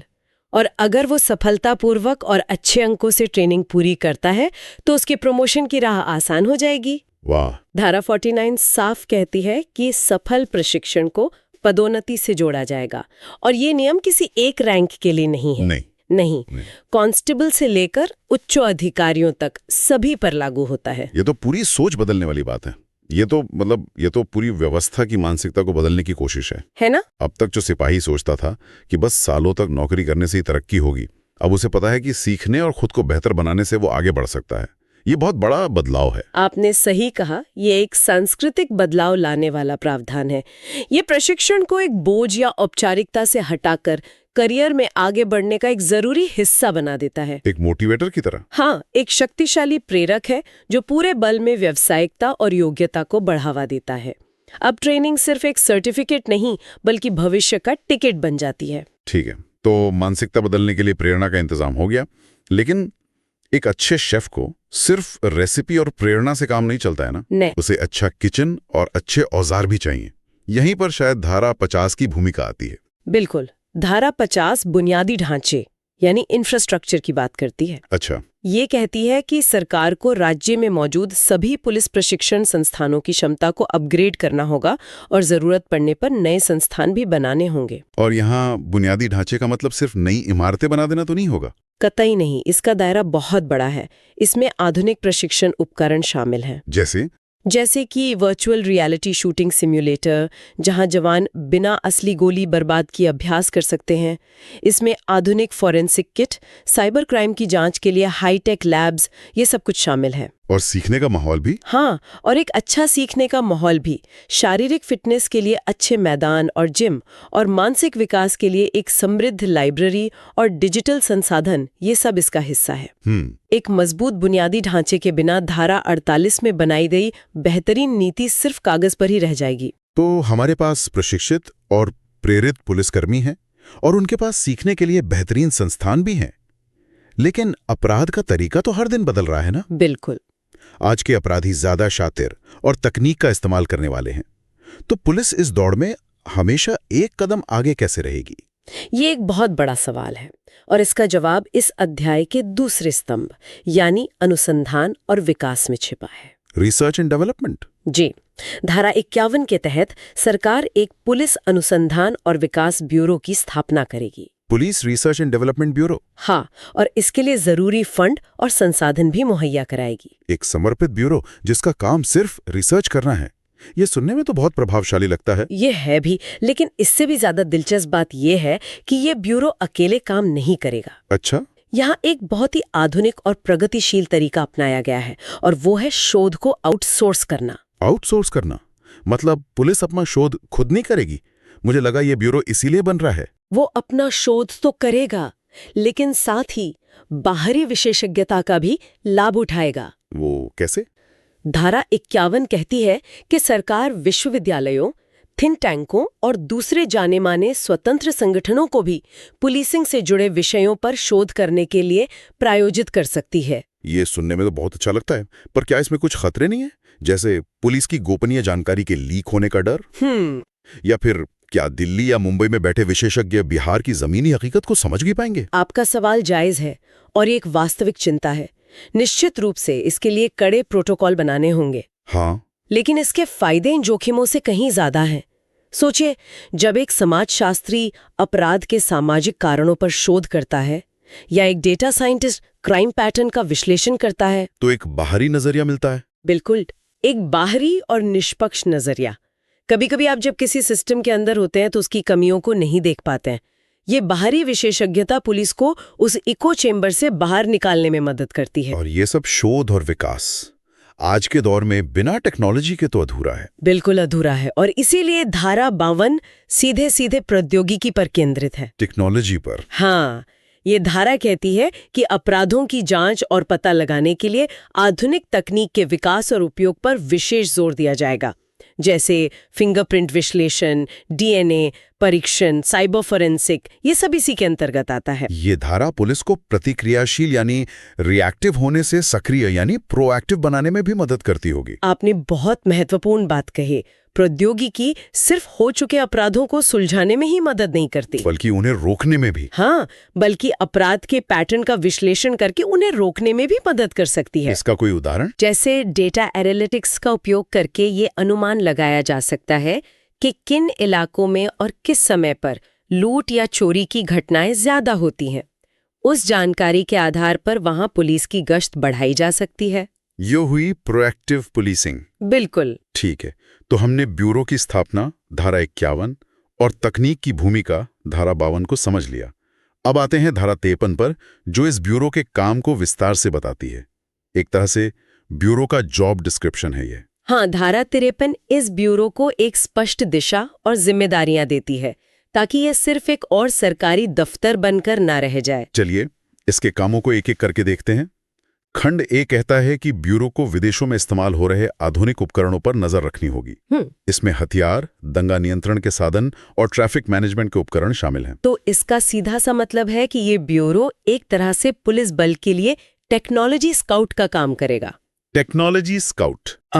दुनिया के किस कोने में पुलिसिंग के लिए कोई बेहतर तकनीक आई है, क्या वो हमारे काम आ सकती है, उसे कैसे लाया जाए, ये सब सोचना इस ब्यूरो का काम है। इसके बाद है खंड बी, जो संपर्क और नेटवर्किंग की बात करता है। जी।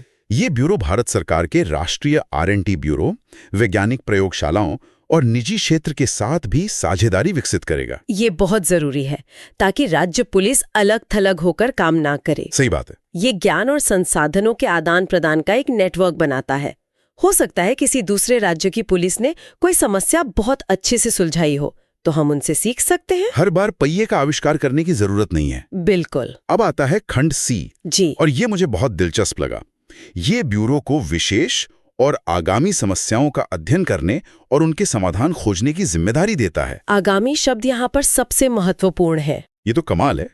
मतलब पुलिस विभाग में एक ऐसी टीम होगी जिसका काम ही भविष्य के अपराधों के बारे में सोचना है, जैसे माइनॉरिटी रिपोर्ट फिल्म की तरह। हाँ, कुछ वैसा ही समझ सकते हैं, बस बिना किसी भविष्य देखने वाली मशीन के। सही। ये ब्यूरो पूर्वानुमान लगाने की कोशिश करेगा कि आने वाले समय में किस तरह की चुनौतियां आ सकती हैं, जैसे आर्टिफिशियल इंटेलिजेंस से होने वाले फ्रॉड, ड्रोन का आतंकी इस्तेमाल या डीप फेक वीडियोज से होने वाले अपराध। ये ब्यूरो इन पर पहले से रिसर्च करेगा, ताकि जब ये चुनौतियां सामने आए तो हम तैयार रहें। शानदार। इसके बाद खंड डी कहता है कि ब्यूरो मौजूदा प्रणाली की जांच करेगा और इसे और ज्यादा कुशल और जवाबदेह बनाने के लिए ढांचागत बदलावों के सुझाव देगा। ये ब्यूरो को एक तरह से सिस्टम का हेल्थ ऑडिटर बनाता है। Health auditor. क्या हमारे काम करने के तरीके पुराने हो गए हैं? क्या FIR लिखने की प्रक्रिया को आसान बनाया जा सकता है? ये ब्यूरो इन सवालों के जवाब खोजेगा और सुधार के लिए ठोस सुझाव देगा। और अंत में है खंड ई, जो मूल्यांकन और रिपोर्टिंग की बात करता है। ब्यूरो ये जांचेगा कि आधुनिकीकरण और प्रशिक्षण की नीतियों का जमीन पर कोई असर हो भी रहा है या नहीं। जी। और इसकी रिपोर्ट सीधे पुलिस महानिदेशक यानी DGP को देगा। और ये रिपोर्टिंग सीधे DGP को होना इसे बहुत शक्तिशाली बनाता है। हाँ, मतलब इसकी सिफारिशों को गंभीरता से लिया जाएगा। बिल्कुल। तो अगर हम धारा 53 को समग्र रूप से देखें तो ये ब्यूरो को पुलिस बल का थिंक टैंक या दिमाग बनाती है। दिमाग। ये सिर्फ शोध नहीं करता, बल्कि समस्याओं का पूर्वानुमान लगाता है, समाधान सुझाता है और लागू किए गए सुधारों के असर का आकलन भी करता है। ये एक निरंतर सुधार का चक्र बनाता है। तो अगर हम इस पूरी चर्चा को समेटें तो ये रेसिपी अब पूरी होती दिख रही है। प्रशिक्षण से सही मानसिकता और कौशल मिलता है, पदोन्नति से जुड़ाव उसे करने की प्रेरणा देता है और अनुसंधान, विकास और प्रौद्योगिकी से उसे सही औजार और भविष्य की दृष्टि मिलती है। और ये सब मिलकर एक बेहतर और आधुनिक पुलिस बल का निर्माण करते हैं। हाँ, ये एक बहुत ही तार्किक और दूरदर्शी ढांचा है। ये दिखाता है कि कानून बनाने वालों ने पुलिस बल को एक स्थिर नहीं बल्कि एक गतिशील और सीखने वाली संस्था के रूप में देखा है। बिल्कुल। अगर किसी को इस अध्याय से सिर्फ 2 बातें याद रखनी हो तो आपके हिसाब से वो क्या होंगी? अच्छा सवाल है। मेरे लिए तो पहली है धारा 49, जो प्रशिक्षण को सीधे पदोन्नति से जोड़ती है। ये जमीनी स्तर पर सबसे ज्यादा असर डालेगी। सही। और दूसरी है धारा 53, जो इस रिसर्च ब्यूरो को सिर्फ एक नाम की संस्था नहीं बल्कि पुलिस बल का असली दिमाग बनाती है। मैं इससे पूरी तरह सहमत हूँ। ये पूरा अध्याय ये सुनिश्चित करने के लिए डिजाइन किया गया है कि पुलिस बल न केवल आज की चुनौतियों के लिए तैयार हो, बल्कि भविष्य के लिए भी प्रासंगिक, कुशल और जवाबदेह बना रहे। इसका लक्ष्य सिर्फ कानून लागू करना नहीं, बल्कि एक ऐसी सीखने वाली संस्था बनाना है जो लगातार विकसित होती है और समाज की बदलती जरूरतों के साथ खुद को ढालती है। और इसी विचार के साथ हम आज की चर्चा यहाँ समाप्त करते हैं। लेकिन एक सवाल है जो सोचने पर मजबूर करता है। क्या? कागज पर एक इतनी व्यापक और दूरदर्शी नीति बनाना एक बात है, लेकिन एक बड़े राज्य के पूरे पुलिस बल में इसे जमीनी स्तर पर लगातार लागू करना सुनिश्चित करना एक बिल्कुल अलग चुनौती है। हाँ, ये तो है। तो सोचने वाली बात यह है कि जब तकनीक और अपराध के तरीके इतनी तेजी से बदल रहे हों, तो इस प्रशिक्षण और आधुनिकीकरण के चक्र को हमेशा प्रासंगिक और प्रभावी कैसे बनाए रखा जा सकता है। तो चलिए अब तक की समझ को आधार बनाते हुए अगले बिंदु पर आगे बढ़ते हैं। आज हमारे सामने है बिहार पुलिस अधिनियम का अध्याय 7, जो कि पुलिस बल के अनुशासन, कंट्रोल और कामकाज से जुड़ा है। जी, हम खास तौर पर इसकी 5 धाराओं पर बात करेंगे, धारा 54 से लेकर 58 तक। और ये धाराएं सिर्फ कानूनी भाषा नहीं है, बल्कि एक तरह से नींव रखती हैं कि कानून की नजर में एक आदर्श पुलिस अधिकारी कैसा होना चाहिए। बिल्कुल सही कहा आपने, एक पूरा ढांचा तैयार करती है। तो इस आदर्श की शुरुआत होती है नियमों से। सबसे पहले तो यही समझना होगा कि इतने बड़े पुलिस बल के लिए नियम बनाने की शक्ति आखिर है किसके पास, और यहीं पर धारा 54 सामने आती है। जी, जिसे हम एक तरह से पुलिस बल का ऑपरेटिंग मैनुअल कह सकते हैं, है ना? हाँ, बिल्कुल कह सकते हैं।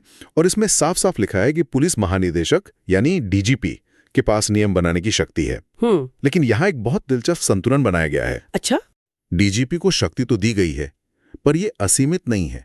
उनके बनाए हर नियम पर राज्य सरकार की मोहर लगनी जरूरी है। ओहो, मतलब फाइनल अथॉरिटी सरकार ही है? हाँ, अंतिम अधिकार सरकार के पास ही रहता है। और एक और शर्त है जी, कि कोई भी नियम मौजूदा कानून के खिलाफ नहीं जा सकता। ये एक तरह का सेफ्टी वॉल्व है जो ये पक्का करता है कि शक्ति का इस्तेमाल दायरे में रहकर ही हो। तो मतलब डीजीपी एक आर्किटेक्ट की तरह है, लेकिन जो फाइनल ब्लूप्रिंट है वो सरकार ही पास करती है। बिल्कुल, यही सही तरीका है समझने का। चलिए ये देखते हैं कि इस ऑपरेटिंग मैनुअल यानी धारा 54 में किस किस तरह के नियम बनाने की बात कही गई है। इसमें कई उपधाराएं हैं। हाँ, अगर हम एक एक करके देखें तो ये एक पुलिस अधिकारी के जीवन के लगभग हर पहलू को छूती है। हर पहलू को। इसे ऐसे समझिए कि ये धाराएं मिलकर एक पुलिस अधिकारी के पूरे करियर का ढांचा तैयार करती हैं। जैसे कि बिटले उपधारा ए और बी जांच और निगरानी की बात करती हैं, मतलब अपराध को कैसे रोकना है, जांच की प्रक्रिया क्या होगी। और सीनियर्स अपने जूनियर्स के काम का निरीक्षण कैसे करेंगे, ये भी। हाँ, वो भी। फिर उपधारा सी है वर्दी, हथियार और दूसरे साजो सामान के बारे में।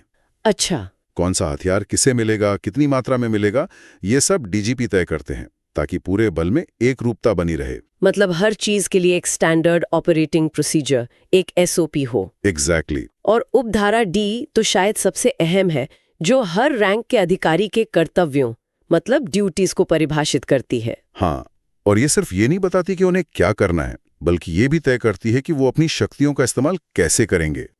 इसके बाद ई और एफ हैं जो इंटेलिजेंस यानी खुफिया जानकारी इकट्ठा करने और रिकॉर्ड मेंटेन करने की प्रक्रिया तय करती हैं। कौन से रजिस्टर बनेंगे, कौन सी जानकारी दर्ज होगी, ये सब कुछ इसमें आ जाता है। जी, और ये आधुनिक पुलिसिंग के लिए बहुत जरूरी है जहां डेटा ही सब कुछ है। और आखिर में है उपधारा जी, जो कौशल और अनुशासन पर जोर देती है। ये सुनने में थोड़ा सामान्य सा लगता है, पर इसका असली मतलब क्या है? ये सिर्फ किताबी बात नहीं है। आप सोचिए, अगर किसी खास तरह की पूछताछ तकनीक पर कोई नियम ना हो तो ज्यादती की गुंजाइश बढ़ जाती है। धारा 54 जी के तहत डीजीपी ये नियम बना सकते हैं कि हर पूछताछ के दौरान वीडियो रिकॉर्डिंग अनिवार्य होगी। अच्छा, ये तो बहुत ही महत्वपूर्ण है। हाँ, ये एक छोटा सा नियम है, लेकिन ये सीधे तौर पर सत्ता के दुरुपयोग को रोकता है और पारदर्शिता लाता है। इसी तरह ये नियम ड्यूटी में लापरवाही को भी रोकते हैं। तो ये उपधारा एक तरह से पुलिस बल के प्रोफेशनल रवैये की रीढ़ है। बिल्कुल। तो हमने देखा कि डीजीपी के पास दिन प्रतिदिन के कामकाज के लिए नियम बनाने की काफी विस्तृत शक्ति है, पर यहाँ एक सवाल उठता है, क्या ये शक्ति असीमित है? आपने सरकार के अनुमोदन की बात की थी, तो क्या अंतिम नियंत्रण सरकार का ही माना जाएगा? आपने बिल्कुल सही सवाल पूछा, और यहीं पर धारा 55 की भूमिका आती है। अच्छा, ये हमें याद दिलाती है कि अंतिम नियंत्रण राज्य सरकार के ही हाथ में है। जहां धारा 54 डीजीपी को ऑपरेशनल नियम बनाने का अधिकार देती है, वहीं धारा 55 राज्य सरकार को पुलिस बल के समग्र अनुशासन और नियंत्रण के लिए सबसे बड़ी अथॉरिटी के रूप में स्थापित करती है। तो ये शक्तियों के संतुलन को और साफ कर देती है। जी बिल्कुल। इसी धारा 55 में एक सेविंग्स क्लॉज या बचाव खंड का भी जिक्र है। ये कानूनी शब्द सुनने में थोड़ा जटिल लगता है, इसे आसान भाषा में कैसे समझें? ये सेविंग्स क्लॉज एक तरह का सेफ्टी नेट है। Safety net? हाँ, इसे ऐसे समझिए कि जब आप एक नया फोन लेते हैं तो जब तक आप सारा डेटा नए फोन में ट्रांसफर नहीं कर लेते तब तक आप पुराना फोन भी इस्तेमाल करते हैं ताकि कोई जरूरी कॉन्टैक्ट मिस ना हो जाए। हाँ, सही बात है। ये क्लॉज भी यही करता। इसका मतलब है कि जब तक इस नए अधिनियम के तहत सारे नए नियम पूरी तरह से बन और लागू नहीं हो जाते तब तक पुराने नियम और कानून जैसे बिहार और उड़ीसा सैन्य पुलिस अधिनियम 1933 वो काम करते रहेंगे। अच्छा। इससे ये पक्का होता है कि व्यवस्था में कोई कानूनी खालीपन, कोई वैक्यूम ना आए और काम सुचारू रूप से चलता रहे। वाह, ये तो बहुत अच्छी मिसाल थी। इससे बिल्कुल साफ हो गया। तो नियम बन गए, कंट्रोल की व्यवस्था भी हो गई। अब बात करते हैं उस अधिकारी की जिस पर ये नियम लागू होते हैं। और यहीं पर अगली धारा 56 मेरे हिसाब से सबसे ज्यादा चौंकाने वाली और सोचने पर मजबूर करने वाली है। जी। इसमें कहा गया है कि एक पुलिस अधिकारी हमेशा ड्यूटी पर होता है। हाँ। इसका असल में मतलब क्या है? क्या वो कभी सच में ऑफ ड्यूटी होते ही नहीं? ये एक बहुत गहरी और महत्वपूर्ण अवधारणा है। कानूनी तौर पर एक पुलिस अधिकारी 24 घंटे सातों दिन एक अधिकारी ही होता है। हर समय? हर समय। उनकी जिम्मेदारी सिर्फ उनकी 8 या 10 घंटे की शिफ्ट तक सीमित नहीं है। अगर कोई अधिकारी रात के 2 बजे अपने घर पर है और उसके सामने कोई अपराध होता है तो वो ये नहीं कह सकता कि मैं अभी ड्यूटी पर नहीं हूं। तो कानून उनसे हस्तक्षेप करने की उम्मीद करता है, अपेक्षा करता है। बिल्कुल। ये तो एक बहुत बड़ी जिम्मेदारी हुई। क्या इसमें कोई अपवाद भी है, कोई एक्सेप्शन? हाँ, 2 स्पष्ट अपवाद हैं। अगर अधिकारी आधिकारिक छुट्टी पर है या उसे निलंबित मतलब सस्पेंड किया गया है तब उसे ड्यूटी पर नहीं माना जाएगा। लेकिन इन 2 स्थितियों के अलावा वो हमेशा ड्यूटी पर हैं। और इसका कोई और मतलब भी है? हाँ, इसका एक और व्यावहारिक मतलब है जो इसी धारा में बताया गया है। वो ये कि एक पुलिस अधिकारी को किसी भी समय राज्य के किसी भी हिस्से में तैनात किया जा सकता है। अच्छा। हमेशा ड्यूटी पर होने का मतलब है हमेशा तैनाती के लिए तैयार रहना। मतलब ये सिर्फ एक मानसिक स्थिति नहीं है बल्कि एक शारीरिक तैयारी भी है कि आपको कभी भी कहीं भी भेजा जा सकता है। सही पकड़ा आपने। ये तो किसी भी व्यक्ति के निजी और पारिवारिक जीवन पर बहुत गहरा असर डालता होगा। निश्चित रूप से। यह पुलिस की नौकरी की जो अप्रत्याशित और गतिशील प्रकृति है उसको दिखाता है। ये जनता की सुरक्षा की एक भारी कीमत है जो अधिकारी और उनके परिवार चुकाते हैं। उन्हें हमेशा एक बैग पैक करके तैयार रहना पड़ता है क्योंकि ड्यूटी की कॉल कभी भी आ सकती है। हमेशा ड्यूटी पर होने की इसी अवधारणा से जुड़ा हुआ अगला नियम भी लगता है, धारा 57। जी, धारा 57 ये कहती है कि कोई अधिकारी अपनी ड्यूटी का स्थान नहीं छोड़ सकता। हाँ, ये अनुशासन की पहली शर्त है। कोई भी पुलिस अधिकारी अपने नियुक्ति स्थल या पदस्थापन स्थल को बिना अपने सीनियर अधिकारी से उचित अनुमति लिए नहीं छोड़ सकता। और ये क्यों जरूरी है? ये व्यवस्था और कमांड स्ट्रक्चर को बनाए रखने के लिए जरूरी है। आप सोचिए, अगर किसी थाने के अधिकारी अपनी मर्जी से आने जाने लगें तो आपात स्थिति में उनसे संपर्क कैसे किया जाएगा? सही बात है। और इसी में छुट्टी से ज्यादा समय तक बाहर रहने के बारे में भी बताया गया है। हाँ। अगर कोई अपनी छुट्टी खत्म होने पर वापस नहीं आता और उसके पास कोई वाजिब कारण भी नहीं है तो उसे सीधे तौर पर कर्तव्यों की उपेक्षा माना जाएगा। बिल्कुल, उसे ड्यूटी में लापरवाही माना जाएगा क्योंकि एक अधिकारी की अनुपस्थिति पूरी टीम की कार्यक्षमता पर असर डाल सकती है। तो ये नियम सुनिश्चित करता है कि अधिकारी छुट्टी के नियमों को गंभीरता से लें। जी, और बल की ऑपरेशनल तैयारी में कोई कमी ना आए। तो आप हमेशा ड्यूटी पर हैं, आप अपनी पोस्ट नहीं छोड़ सकते। और अब एक और बड़ी पाबंदी जो हमारी आज की चर्चा की अंतिम धारा 58 में है। ये कहती है कोई अन्य रोजगार नहीं। ये एक बहुत ही स्पष्ट और सख्त नियम है। मतलब कोई दूसरी नौकरी नहीं कर सकते? कोई दूसरी नौकरी या व्यवसाय नहीं कर सकते। उन्हें लाभ का कोई भी पद धारण करने की मनाही है। लेकिन ये नियम इतना सख्त क्यों है? इसका मुख्य उद्देश्य क्या है? इसके पीछे सबसे बड़ा कारण है हितों के टकराव को रोकना, कॉन्फ्लिक्ट ऑफ इंटरेस्ट। अच्छा, जैसे कि? मान लीजिए एक पुलिस अधिकारी की एक प्राइवेट सिक्योरिटी एजेंसी भी है। हाँ? अब अगर कोई मामला आता है जिसमें उसकी एजेंसी शामिल है तो क्या वो निष्पक्ष जांच कर पाएगा? नहीं, बिल्कुल नहीं। नहीं। इसलिए ये नियम ये पक्का करता है कि एक अधिकारी का पूरा ध्यान, उसकी पूरी निष्ठा और ऊर्जा सिर्फ और सिर्फ उसकी पुलिस की ड्यूटी के लिए हो। इससे भ्रष्टाचार की संभावना भी कम होती है। ये नियम तो बहुत सख्त है, लेकिन क्या इसमें कुछ ग्रे एरिया है? क्या मतलब? मतलब मान लीजिए किसी अधिकारी की पुश्तैनी जमीन है और उससे खेती की आमदनी होती है, या कोई शौकिया तौर पर लिखता है और उससे रॉयल्टी मिलती है, क्या ये भी अन्य रोजगार में गिना जाएगा? ये एक बहुत अच्छा सवाल है। आमतौर पर कानून रोजगार या लाभ के पद पर ध्यान केंद्रित करता है, जहां आप सक्रिय रूप से काम कर रहे हैं।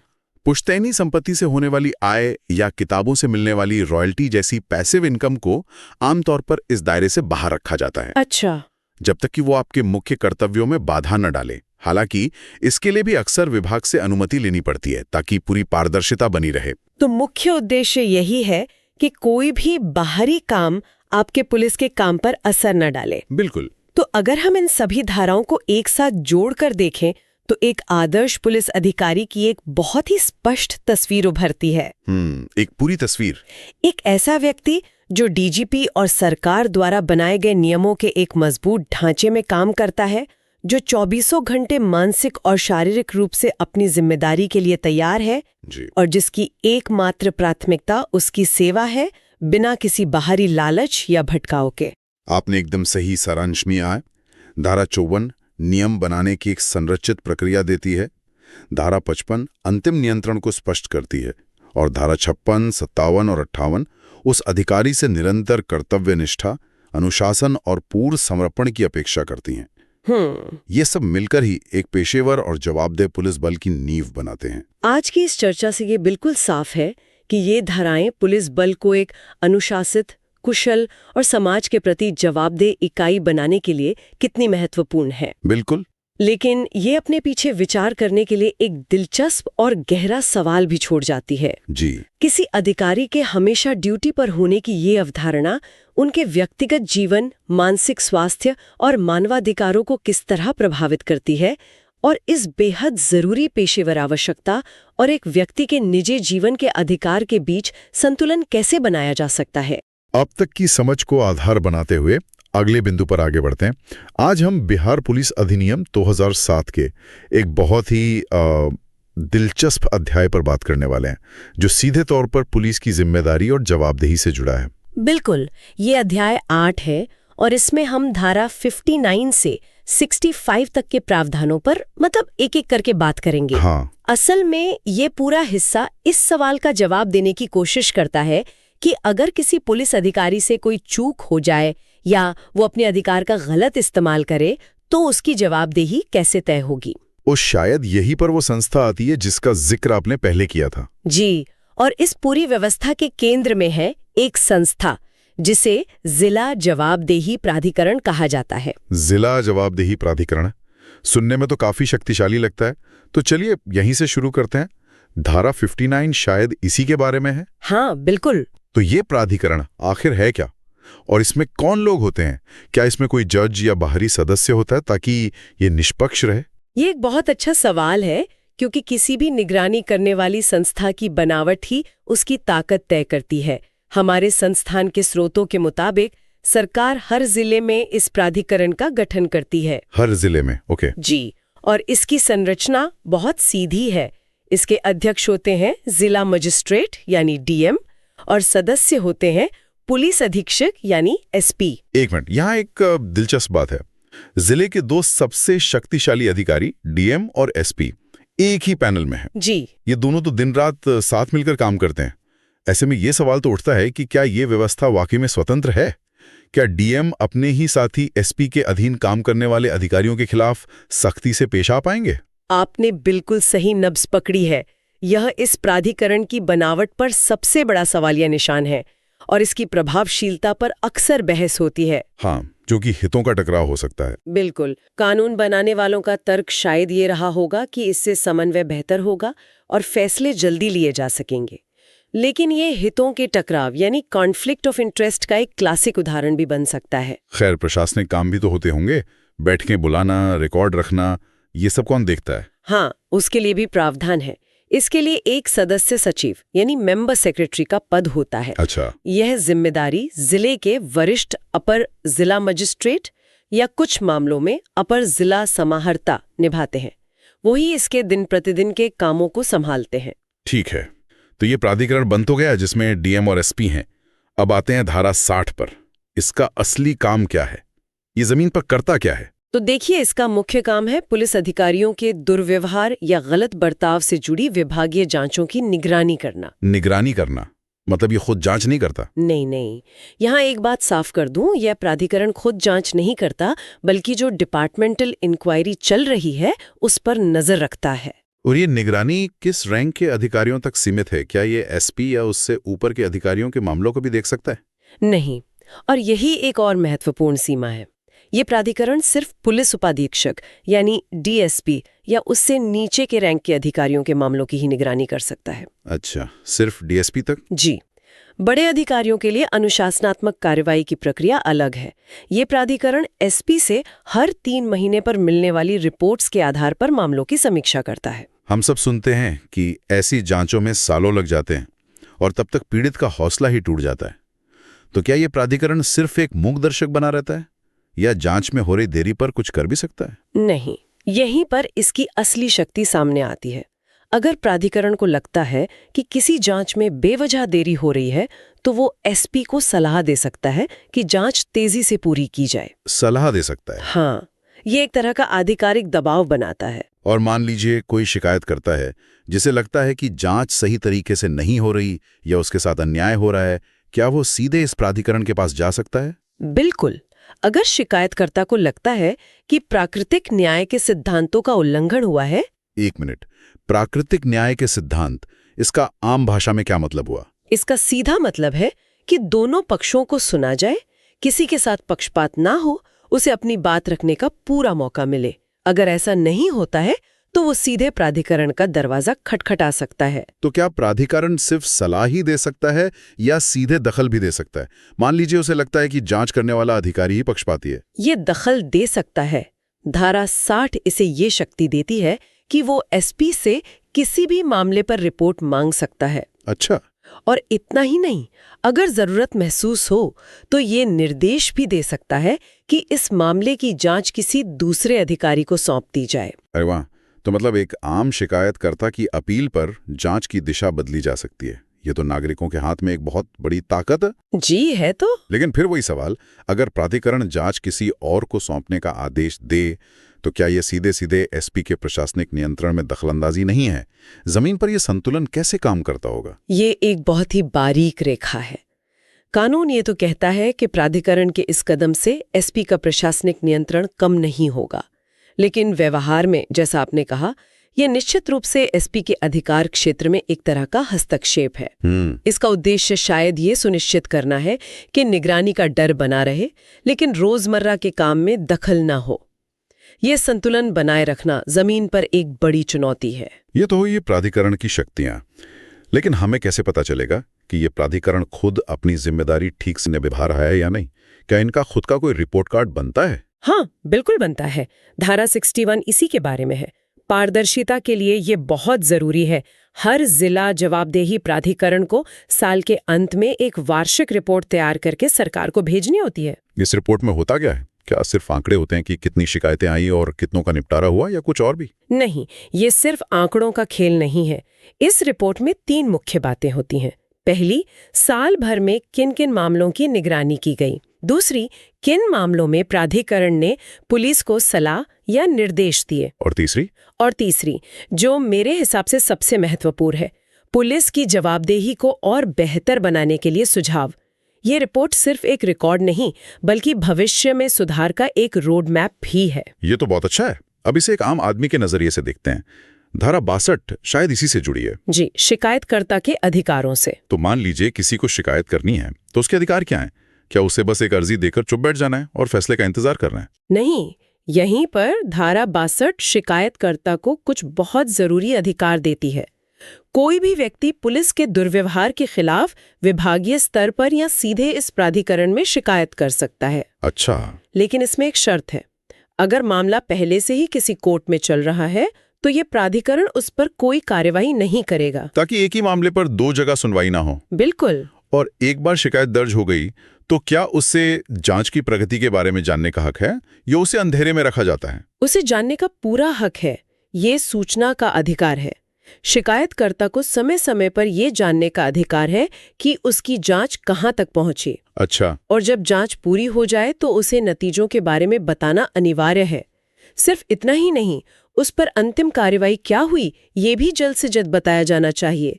ये पूरी प्रक्रिया को पारदर्शी बनाता है। एक तरफ तो कानून नागरिकों को इतने अधिकार दे रहा है, लेकिन पुलिस अधिकारियों का क्या?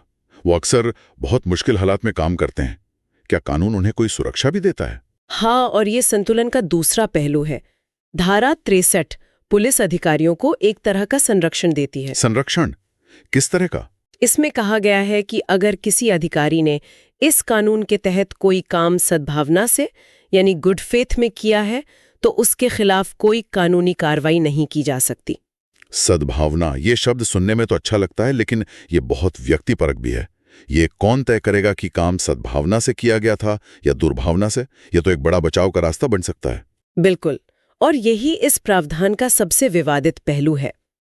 गुड फेथ को साबित करना या उसे खारिज करना बहुत मुश्किल होता है। ये छूट सिर्फ नेक नियति से किए गए कामों के लिए है, लेकिन इसका दुरुपयोग होने की आशंका हमेशा बनी रहती है।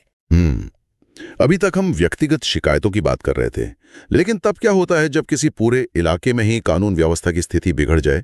उसके लिए कानून में एक अलग प्रावधान है, धारा 64, जो अशांत जिलों की बात करती है। अशांत जिले, इसका क्या मतलब है? अगर सरकार को लगता है कि किसी इलाके के निवासियों के आचरण की वजह से वहां शांति भंग हो रही है, तो वो उस इलाके को अशांत या उपद्रवी घोषित कर सकती है। इसकी घोषणा सरकारी राजपत्र में की जाती है। और जब कोई इलाका अशांत घोषित हो जाता है तो उसके क्या नतीजे होते हैं? तब डीजीपी यानी पुलिस महानिदेशक को यह अधिकार मिल जाता है कि वो वहां शांति कायम करने के लिए अतिरिक्त पुलिस बल तैनात कर सकते हैं। अच्छा, एडिशनल फोर्स। जी, और इसका सबसे चौंकाने वाला पहलू ये है कि इस अतिरिक्त बल पर आने वाला खर्च उसी इलाके के निवासियों से वसूला जाता है। क्या मतलब वहां के रहने वाले लोगों को ही अतिरिक्त पुलिस का खर्चा देना पड़ेगा? ये तो एक तरह की सामूहिक सजा हुई। इसका आधार क्या है? इसका आधार सामूहिक जिम्मेदारी का सिद्धांत है।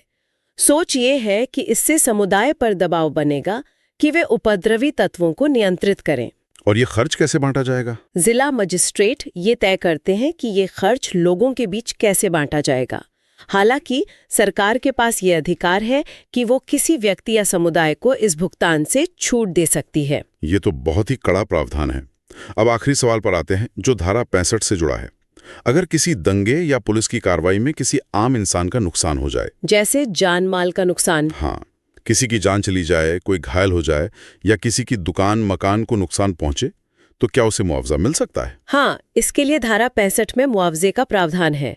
पीड़ित व्यक्ति मुआवजे के लिए आवेदन कर सकता है। आवेदन करने की प्रक्रिया क्या है और क्या इसके लिए कोई समय सीमा है? इसे एक उदाहरण से समझते हैं। मान लीजिए किसी विरोध प्रदर्शन के दौरान हुई कार्रवाई में एक दुकानदार की दुकान में तोड़फोड़ हो जाती है। ठीक है। अब उस दुकानदार को घटना के 1 महीने के अंदर डीएम या एसडीएम के पास मुआवजे के लिए अर्जी देनी होगी। सिर्फ 1 महीना? जी, ये 1 महीने की समय सीमा बहुत जरूरी है। अगर वो इससे चूका तो शायद उसे मुआवजा न मिले। और मुआवजा देगा कौन? और क्या डीएम का फैसला ही आखिरी होगा? मुआवजे की रकम की वसूली उन निवासियों से की जाती है जिन्हें उस उपद्रव या दंगे के लिए जिम्मेदार माना जाता है। डीएम दावे की जांच करके मुआवजे की राशि तय करते हैं। और क्या इस फैसले को चुनौती दी जा सकती है? हाँ, डीएम के फैसले की दोबारा जांच कमिश्नर कर सकते हैं। लेकिन एक बहुत खास बात यह है कि इस मुआवजे को लेकर कोई व्यक्ति दीवानी अदालत यानी सिविल सूट दायर नहीं कर सकता। मामला प्रशासनिक स्तर पर ही निपटाया जाएगा। तो कुल मिलाकर ये अध्याय पुलिस को जवाबदेह बनाने के लिए एक पूरा ढांचा पेश करता है। एक तरफ जिला जवाबदेही प्राधिकरण है, नागरिकों को अधिकार हैं, तो वहीं विशेष परिस्थितियों से निपटने के लिए अशांत क्षेत्र जैसे कड़े प्रावधान भी हैं। सही कहा। ये कानून अधिकार और जिम्मेदारी के बीच एक महीन संतुलन बनाने की कोशिश करता है। एक और पुलिस को उनके कामों के लिए जवाबदेह ठहराया जाता है, तो दूसरी ओर सद्भावना से किए गए काम के लिए उन्हें संरक्षण भी दिया जाता है। हर प्रावधान एक सिक्के के 2 पहलुओं जैसा है। ये ढांचा कागज पर तो बहुत मजबूत दिखता है, लेकिन सोचने वाली बात यह है कि जमीन पर इसकी सफलता असल में किन चीजों पर निर्भर करती होगी? क्या ये प्राधिकरण में बैठे अधिकारियों की इच्छा शक्ति पर निर्भर है, या फिर नागरिकों की जागरूकता पर कि वे अपने अधिकारों का इस्तेमाल करने के लिए कितने तैयार हैं, या फिर ये पुलिस बल के अंदर की अपनी संस्कृति पर निर्भर करता है? इस पर विचार करना दिलचस्प होगा। अब तक की समझ को आधार बनाते हुए अगले बिंदु पर आगे बढ़ते हैं। आज हम बिहार पुलिस अधिनियम के एक बहुत ही अहम हिस्से की पड़ताल करने जा रहे हैं। ये वो हिस्सा है जो सीधे सीधे आम लोगों की जिंदगी से जुड़ा है। हम बात कर रहे हैं अध्याय 9 की, जिसमें रोजमर्रा के अपराध, सजाओं और पुलिस के साथ साथ हम नागरिकों की जिम्मेदारियों का भी जिक्र है। बिल्कुल, ये चैप्टर असल में इस बात की एक बहुत दिलचस्प तस्वीर दिखाता है कि समाज में पब्लिक ऑर्डर कैसे मेंटेन किया जाता है। ये सिर्फ नियमों की एक सूखी लिस्ट नहीं है, बल्कि ये दिखाता है कि समाज, एक आम इंसान और पुलिस के बीच एक संतुलन कैसे बनाया जाता है। तो चलिए शुरुआत करते हैं सबसे आम चीज से, सड़कों पर होने वाले जुलूस और सभाओं से। हाँ, ये तो आए दिन हम देखते हैं। तो अगर किसी को कोई जुलूस निकालना है या कोई बड़ी सभा करनी है, तो प्रक्रिया क्या है? क्या बस ऐलान करना होता है? नहीं, ऐसा नहीं है। इसके लिए एक तय प्रक्रिया है। सबसे पहले जो भी आयोजक है उसे अपने इलाके के पुलिस स्टेशन के एसएचओ को लिखित में जानकारी देनी होगी। अच्छा, सिर्फ जानकारी देनी होगी? नहीं, ये सिर्फ एक चिट्ठी देना नहीं है। इसके बाद डीएसपी या उससे ऊंचे रैंक का कोई अधिकारी उस जुलूस का रूट और समय तय करेगा। ओह, अच्छा, पुलिस तय करेगी कि जुलूस कहाँ से जाएगा और किस समय। इसके पीछे क्या सोच है? सोच बहुत सीधी है। आम लोगों को कम से कम परेशानी हो और सबकी सुरक्षा भी बनी रहे। सोचिए, अगर कोई भी कहीं भी जुलूस निकालने लगे तो पूरे शहर का ट्रैफिक जैम हो जाएगा, एम्बुलेंस फंस सकते हैं, लोगों को दिक्कत होगी। इसी को रोकने के लिए ये नियम है। और इसमें कमाल की बात यह है कि इस तरह की इजाजत के लिए कोई फीस नहीं लगती। ये बहुत जरूरी है, वरना कोई भी अपनी आवाज उठाने से पहले 100 बार सोचेगा कि पैसे कहाँ से लाए। आपने बिल्कुल सही पॉइंट पकड़ा। ये लोकतंत्र के लिए बहुत जरूरी है। लेकिन सिक्के का दूसरा पहलू भी है। अगर डिस्ट्रिक्ट मजिस्ट्रेट डीएम या एसडीएम को लगता है कि किसी सभा से शांति भंग होने का खतरा है, तो वो रोक सकते हैं। उसमें शर्तें इतनी बारीक हो सकती हैं कि ये तक तय किया जा सकता है कि त्योहारों के दौरान बजने वाले संगीत की आवाज कितनी तेज होगी। पूरा नियंत्रण अधिकारियों के हाथ में होता है, ताकि हालात काबू से बाहर ना जाएं। संगीत और शोर की बात आई है तो आजकल लाउडस्पीकर एक बहुत बड़ा मुद्दा है। चाहे त्योहार हो, शादियां हो या कोई और कार्यक्रम, क्या इसे लेकर भी कोई खास नियम है? हाँ, बिल्कुल। लाउडस्पीकर और शोर शराबे से निपटने के लिए एक अलग ही सेक्शन है, धारा 68। अधिकारियों को यह पावर दी गई है कि अगर उन्हें लगता है कि किसी माइक्रोफोन या लाउडस्पीकर से लोगों को परेशानी हो रही है या कोई खतरा हो सकता है, तो वो उस पर रोक लगा सकते हैं या उसे रेगुलेट कर सकते हैं। और ये पावर किसके पास है? क्या इसके लिए हर बार डीएम के पास ही जाना पड़ेगा? नहीं, यही तो खास बात है। ये अधिकार निचले स्तर तक दिया गया है। मजिस्ट्रेट, एसपी, यहाँ तक कि एक एसएचओ भी अपने इलाके में इसे नियंत्रित कर सकता है। अच्छा। और अगर किसी को लगता है कि आदेश गलत है, तो वो सरकार के पास अपील भी कर सकता है, जो उस आदेश को बदल या रद्द कर सकती है। ठीक है, मान लीजिए पुलिस ने कहा कि लाउडस्पीकर बंद करो और किसी ने नहीं सुना, तब क्या होगा? क्या पुलिस सिर्फ बोलकर चली जाएगी? नहीं, तब पुलिस एक्शन लेती है। एक सब इंस्पेक्टर या उससे ऊपर का अधिकारी उस आदेश को लागू करवाने के लिए जरूरी बल का इस्तेमाल कर सकता है। जरूरी बल? हाँ, वो उस माइक्रोफोन, लाउडस्पीकर और उससे जुड़े सारे सामान को जब्त कर सकते हैं। अरे वाह, सिर्फ बंद नहीं करवाना, सामान भी उठा ले जा सकते हैं। और अगर वो सामान किसी गाड़ी में लगा हो तो उस गाड़ी को भी जब्त किया जा सकता है। पूरी गाड़ी? जी हाँ। बाद में उस गाड़ी को 5,000 रुपए तक के बॉन्ड पर छुड़ाया जा सकता है। लेकिन अगर अदालत में मामला साबित हो गया तो 1,000 रुपए तक का जुर्माना तो लगेगा ही। और कोर्ट ये भी आदेश दे सकती है कि वो जब्त किया हुआ सामान या गाड़ी सरकार की संपत्ति हो जाएगी। बाप रे, एक छोटी सी लापरवाही बहुत महंगी पड़ सकती है। बिल्कुल। तो ये तो हुई जुलूस और लाउडस्पीकर की बात, जो कभी कभी होते हैं। हाँ। लेकिन रोजमर्रा की जिंदगी में सड़कों पर व्यवस्था कैसे बनी रहती है, जैसे ट्रैफिक कंट्रोल या बैरिकेडिंग? उसके लिए भी नियम है।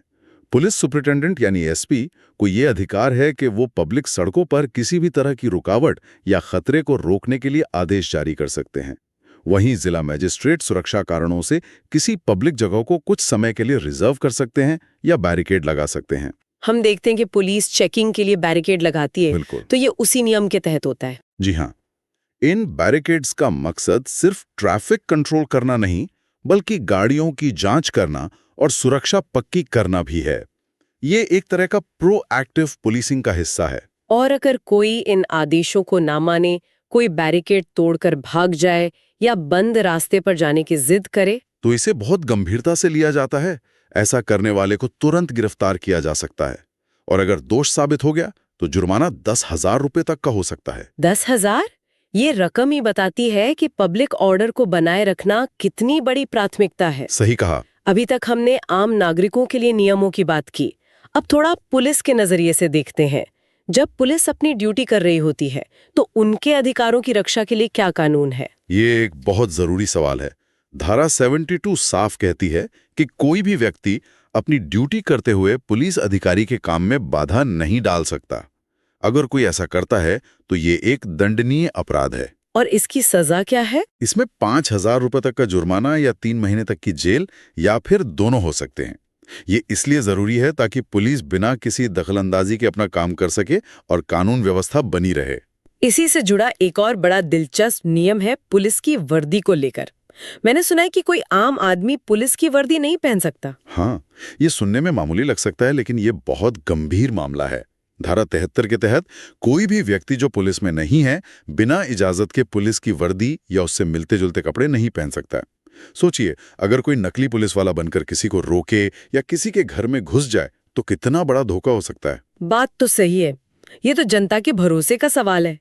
तो अगर कोई ऐसा करता पकड़ा गया तो उसे 6 महीने तक की जेल या 1,000 रुपए तक का जुर्माना हो सकता है। ये सिर्फ वर्दी के अपमान की बात नहीं है, ये सीधे सीधे जनता की सुरक्षा से जुड़ा मामला है।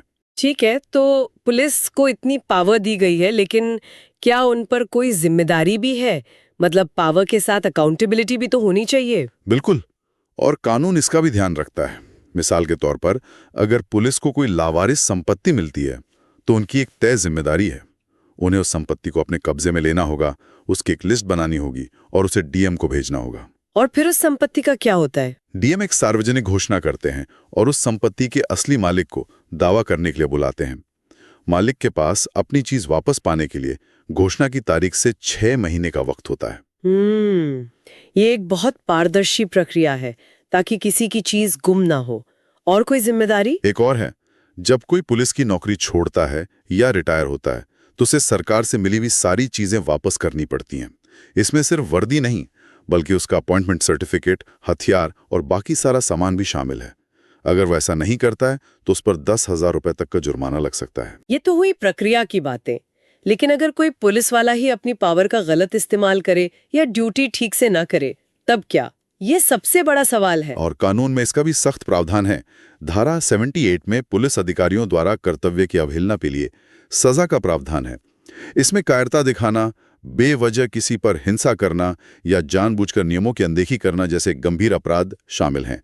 यहाँ तक कि बिना बताए 2 महीने तक ड्यूटी से गायब रहना भी एक अपराध माना गया है। और अगर कोई पुलिस वाला इनमें से किसी भी चीज का दोषी पाया जाता है तो सजा क्या है?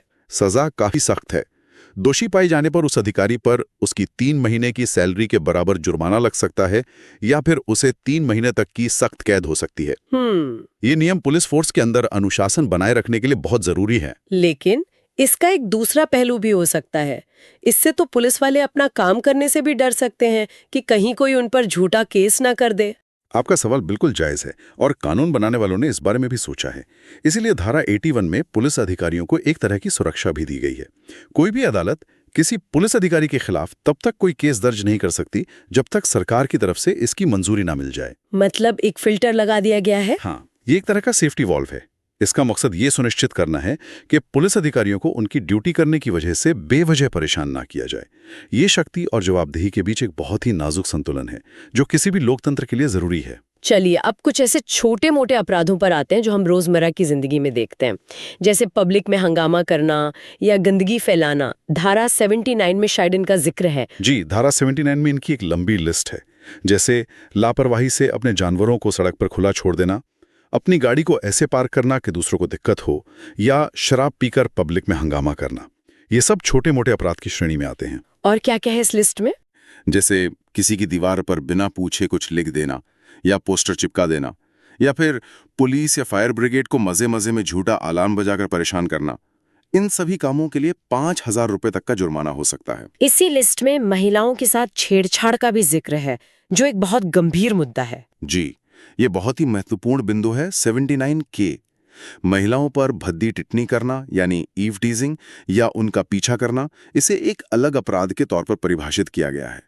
लेकिन यहाँ एक खास बात यह है कि पुलिस इस मामले में तभी कार्रवाई करती है जब पीड़िता खुद शिकायत करे। और इसकी प्रक्रिया में भी कुछ अलग है ना? हाँ, अगर आरोपी पकड़ा जाता है तो उसे गिरफ्तार तो किया जा सकता है, लेकिन उसे तुरंत जेल में नहीं रखा जाता।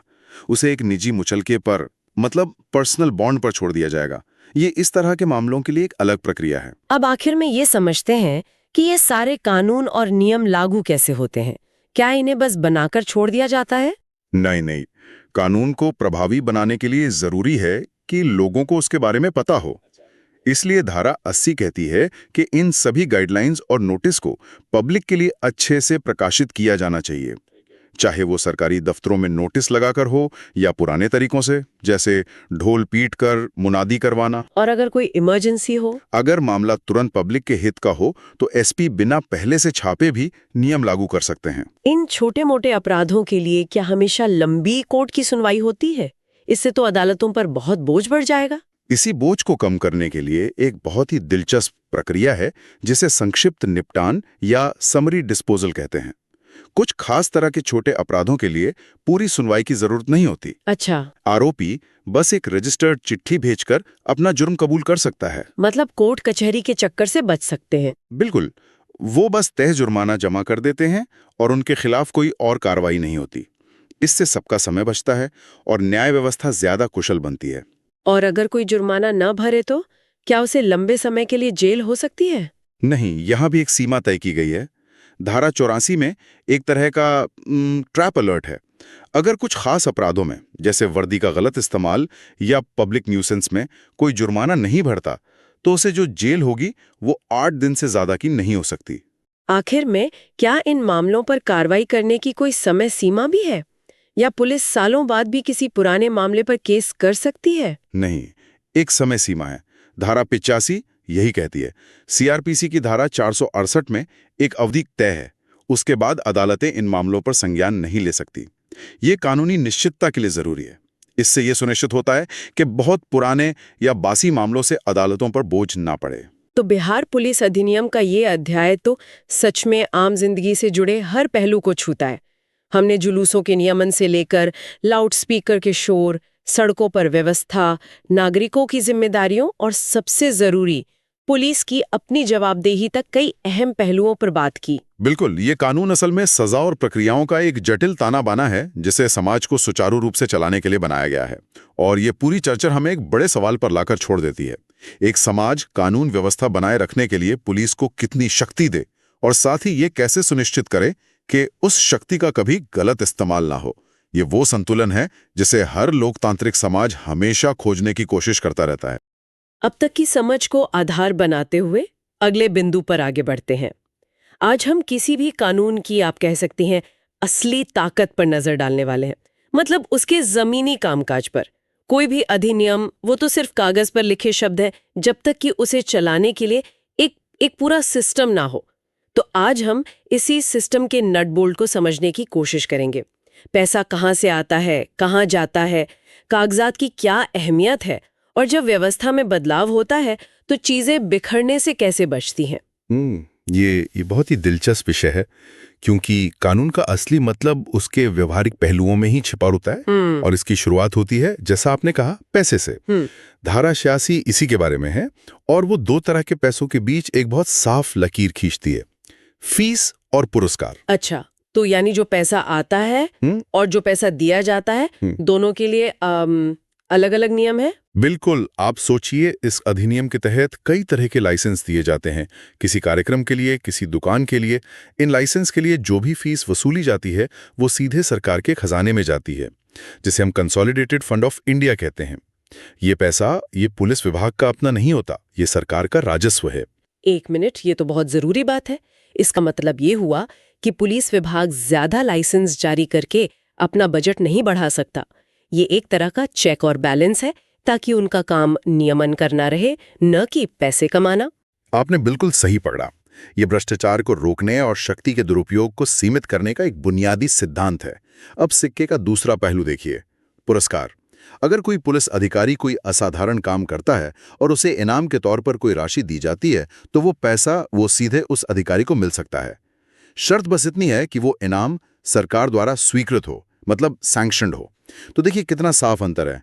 फीस सरकार की है, लेकिन एक जायज और स्वीकृत पुरस्कार उस अधिकारी का हक है जिसने अपनी मेहनत से उसे कमाया है। ये पैसों के प्रवाह को बहुत पारदर्शी बनाता है। अच्छा, अब पैसों से जुड़े कागजात पर आते हैं।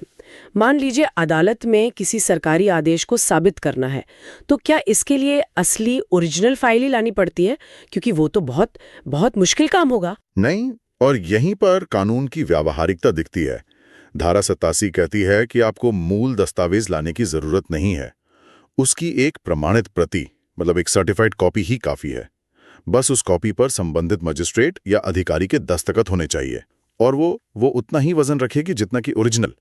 ये अदालती प्रक्रिया को बहुत आसान और तेज बना देता है। लेकिन इंसानों से गलती तो होती है। अगर उस सर्टिफाइड कॉपी में कोई छोटी मोटी टाइपिंग की गलती हो, मान लीजिए तारीख गलत छप गई या किसी का नाम थोड़ा गलत लिख गया, तो क्या पूरा का पूरा आदेश ही रद्द हो जाएगा? क्या एक कॉमा की गलती पूरे केस को पलट सकती है? ये सवाल बहुत अहम है, और इसका जवाब हमें मिलता है धारा 88 में। ये एक तरह का, आप कह सकते हैं, शॉक एब्जॉर्बर है कानूनी सिस्टम के लिए। ये धारा साफ कहती है कि सिर्फ प्रक्रिया या प्रारूप में किसी छोटी मोटी गलती की वजह से किसी आदेश को अवैध नहीं माना जाएगा। कानून का मकसद न्याय करना है, व्यवस्था को चलाना है, ना कि टाइपिंग की गलतियों पर अटक जाना। अगर इरादा सही है और आदेश का मूल सार स्पष्ट है, तो छोटी मोटी चूकों को नजरअंदाज किया जाता है। तो मतलब सिस्टम को ऐसे डिजाइन किया गया है कि वो छोटी मोटी रुकावटों के बावजूद चलता रहे। ये बात हमें एक और बड़ी रुकावट की तरफ ले जाती है। अगर कोई बड़ा अधिकारी अचानक चला जाए, तो मान लीजिए किसी जिले के एसपी का ट्रांसफर हो जाता है या वो रिटायर हो जाते हैं, उस पद से जुड़ी सारी शक्तियां तो एक पल के लिए खाली हो गई। उस स्थिति में क्या होता है? क्या एक पावर वैक्यूम बन जाता है? बिल्कुल नहीं। धारा 79 इसी पावर वैक्यूम को भरने के लिए है। ये एक बहुत ही महत्वपूर्ण सिद्धांत स्थापित करती है। शक्ति किसी व्यक्ति से नहीं, बल्कि पद से जुड़ी होती है। बिल्कुल, पद से जुड़ी होती है। जब कोई अधिकारी पद छोड़ता है, तो वो शक्तियां अपने साथ लेकर नहीं जाता। वो शक्तियां उसी कुर्सी, उसी दफ्तर में रहती हैं। जो भी व्यक्ति अगला पद संभालेगा, चाहे वो स्थायी उत्तराधिकारी हो या अस्थायी रूप से प्रभारी अधिकारी, उसे वो सारी शक्तियां और जिम्मेदारियां तुरंत मिल जाती हैं जो उस पद के लिए तय की गई हैं। इससे यह सुनिश्चित होता है कि पुलिस जैसे जरूरी संस्थान का काम एक दिन के लिए भी न रुके। व्यवस्था की निरंतरता के लिए ये बेहद जरूरी है। तो हमने पैसे, कागजात और अधिकारियों की निरंतरता की बात की। अब उस चीज पर आते हैं जिससे ये सब अक्सर जुड़ा होता है, लाइसेंस। धारा 90 इस पर बहुत विस्तार से बात करती है। किसी को लाइसेंस देने की प्रक्रिया क्या है और उसमें क्या शर्तें होती हैं? हाँ, तो धारा 90 लाइसेंस और परमिट की पूरी दुनिया को समेट लेती है। यह कहती है कि हर लाइसेंस में कुछ चीजें साफ साफ लिखी होनी चाहिए।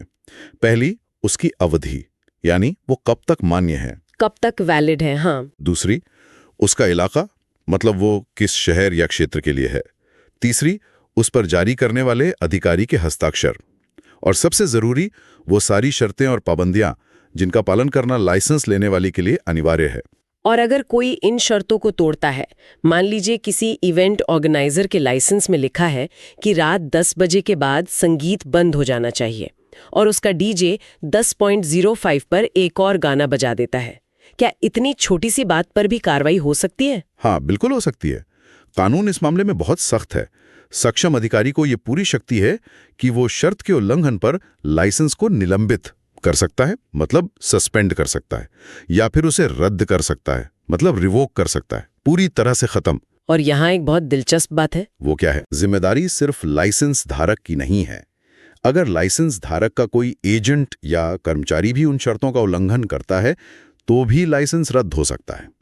तो आपके उदाहरण में डीजे की गलती की सजा वो इवेंट ऑर्गेनाइजर को भुगतनी पड़ सकती है।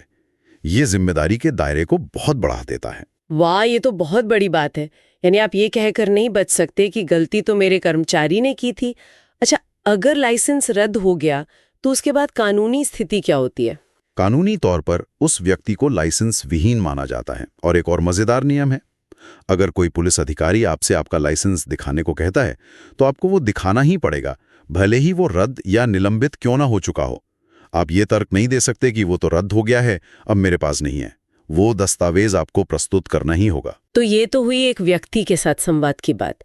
लेकिन जब प्रशासन को आम जनता से, मतलब हजारों लाखों लोगों से कोई बात कहनी हो, कोई सूचना देनी हो, तो उसका सही तरीका क्या है? धारा 91 इसी सार्वजनिक सूचना के तरीकों के बारे में बताती है, और ये दिलचस्प इसलिए है क्योंकि इसमें पुराने और नए दोनों तरीकों को जगह दी गई है।